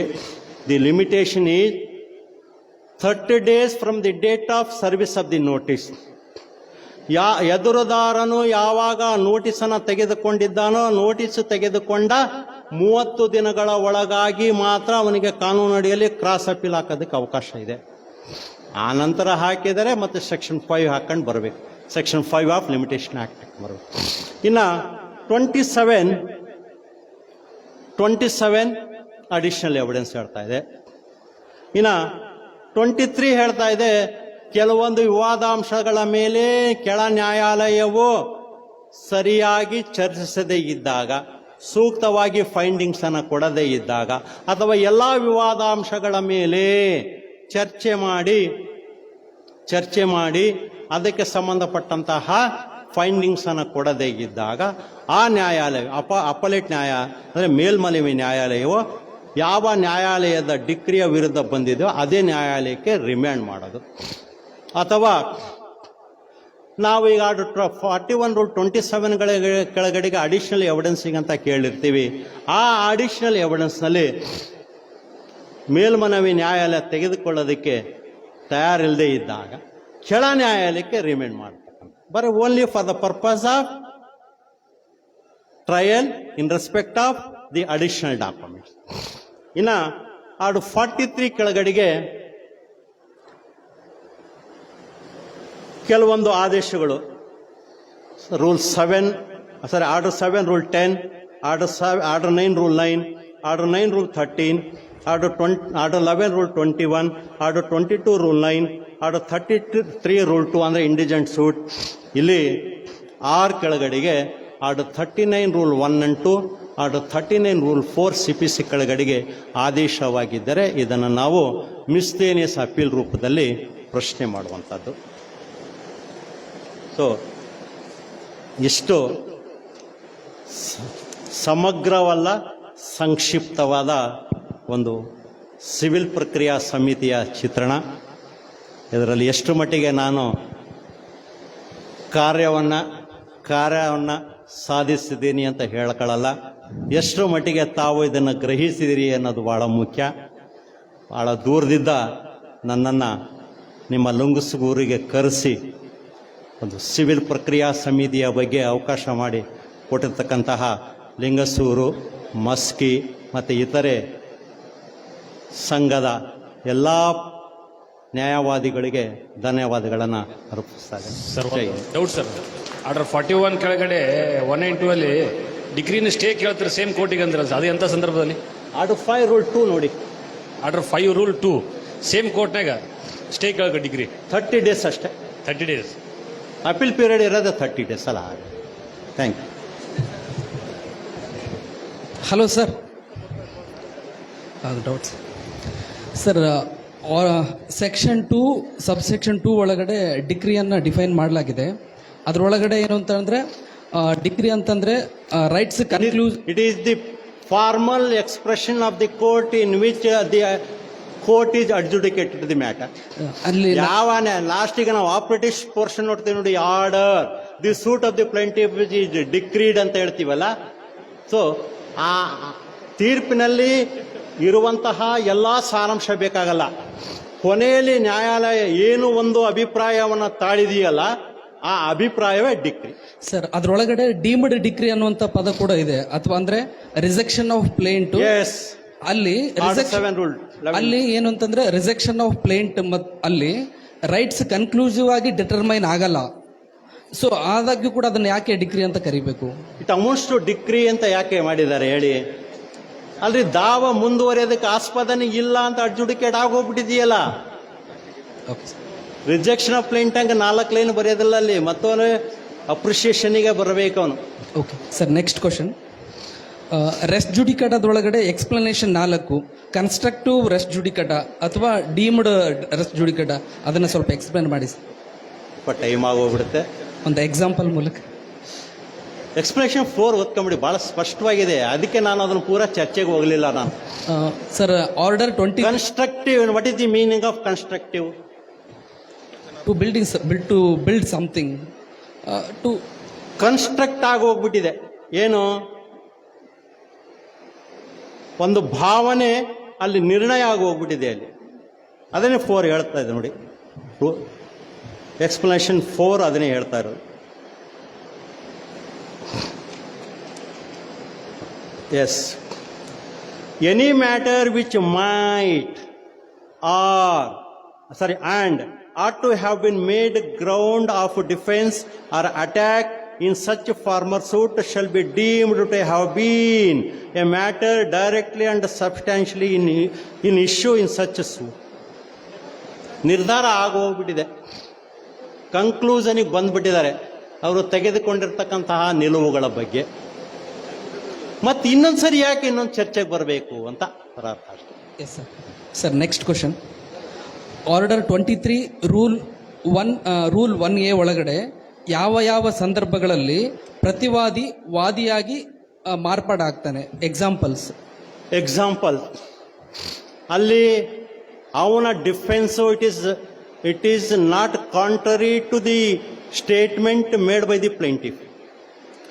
ಅವನು ವಾದಿ ಏನು ಅವನ ವಾದ ಪತ್ರದಲ್ಲಿ ನಿಲುವುಗಳನ್ನು ತೆಗೆದುಕೊಂಡಿದ್ದಾನಲ್ಲ, ಅದಕ್ಕೆ ವ್ಯತಿರಿಕ್ತವಾಗಿ ಇವನು ತನ್ನ ವಾದ ಪತ್ರದಲ್ಲಿ ನಿಲುವುಗಳನ್ನು ತೆಗೆದುಕೊಂಡಿದ್ದರೆ ಅವನನ್ನು ನಾವು ವಾದಿಯಾಗಿ ಸೇರ್ಪಡೆಗೊಳಿಸೋದಕ್ಕೆ ಅವಕಾಶ ಇಲ್ಲ. ಯಾಕಂದ್ರೆ ವಾದ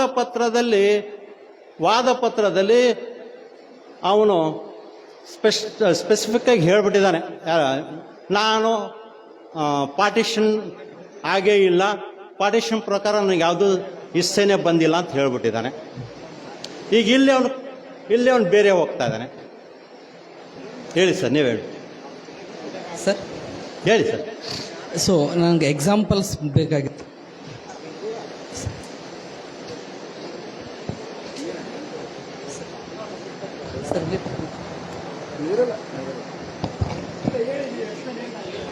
ಅದೇ ಹೇಳ್ಬಿಡಿ ಸರ್, ನಾನು ಇಷ್ಟ ಸಿಂಪಲ್ ಆಗಿ ಹೇಳ್ಬಿಟ್ಟಿದ್ದೆ, ನಾನು ಭಾಳ ಸಿಂಪಲ್ ಆಗಿ ಹೇಳಿದ್ದೇನೆ. His interest is not a conflict to the statement of the plaintiff. ಅಲ್ಲ ಹೇಳಿ, ನೀವು ಹೇಳ್ಬಿಡಿ. ವ್ಯಾಜ್ಯಕರಣ ಏನು ರೀಸನ್ ತೊಗೊಂಡಿರ್ತಾರಲ್ಲ, ಕಾಸ್ ಆಫ್ ಆ್ಯಕ್ಷನ್ ಹೊರತುಪಡಿಸ್ಕೊಂಡು ಆ ಪ್ರಾಪರ್ಟಿಗೆ ಸಂಬಂಧಪಟ್ಟಂಗೆ ಥರ್ಡ್ ಪರ್ಸನ್ ಟೈಟಲನ್ನು ಹೇಳ್ಕೊಂಡು ತನ್ನ ಟೈಟಲ್ ಕ್ಲಿಯರ್ ಮಾಡ್ಕೊಂಡಿದ್ದಾಗ ಅವಾಗ ಅವನ ನಾವು ಫಸ್ಟ್ ಕಾಲ್ ಮಾಡ್ತಾರೆ. ಅಲ್ಲಿ ಅದಾಗ ಇಶ್ಯೂಸ್ ಮಾಡ್ತಾರೆ. ಏನು ಹೇಳ್ತದೆ? The dependent to prove the B is the absolute owner, he acquired the properties by acquired is the owner ಅಂತ ಮೇನ್ ಓನರ್ ಟೈಟಲ್ ಕ್ರಿಯೇಟ್ ಆಗಬೇಕಲ್ಲಿ ಡಿಪೆಂಡೆಂಟ್ಗೆ.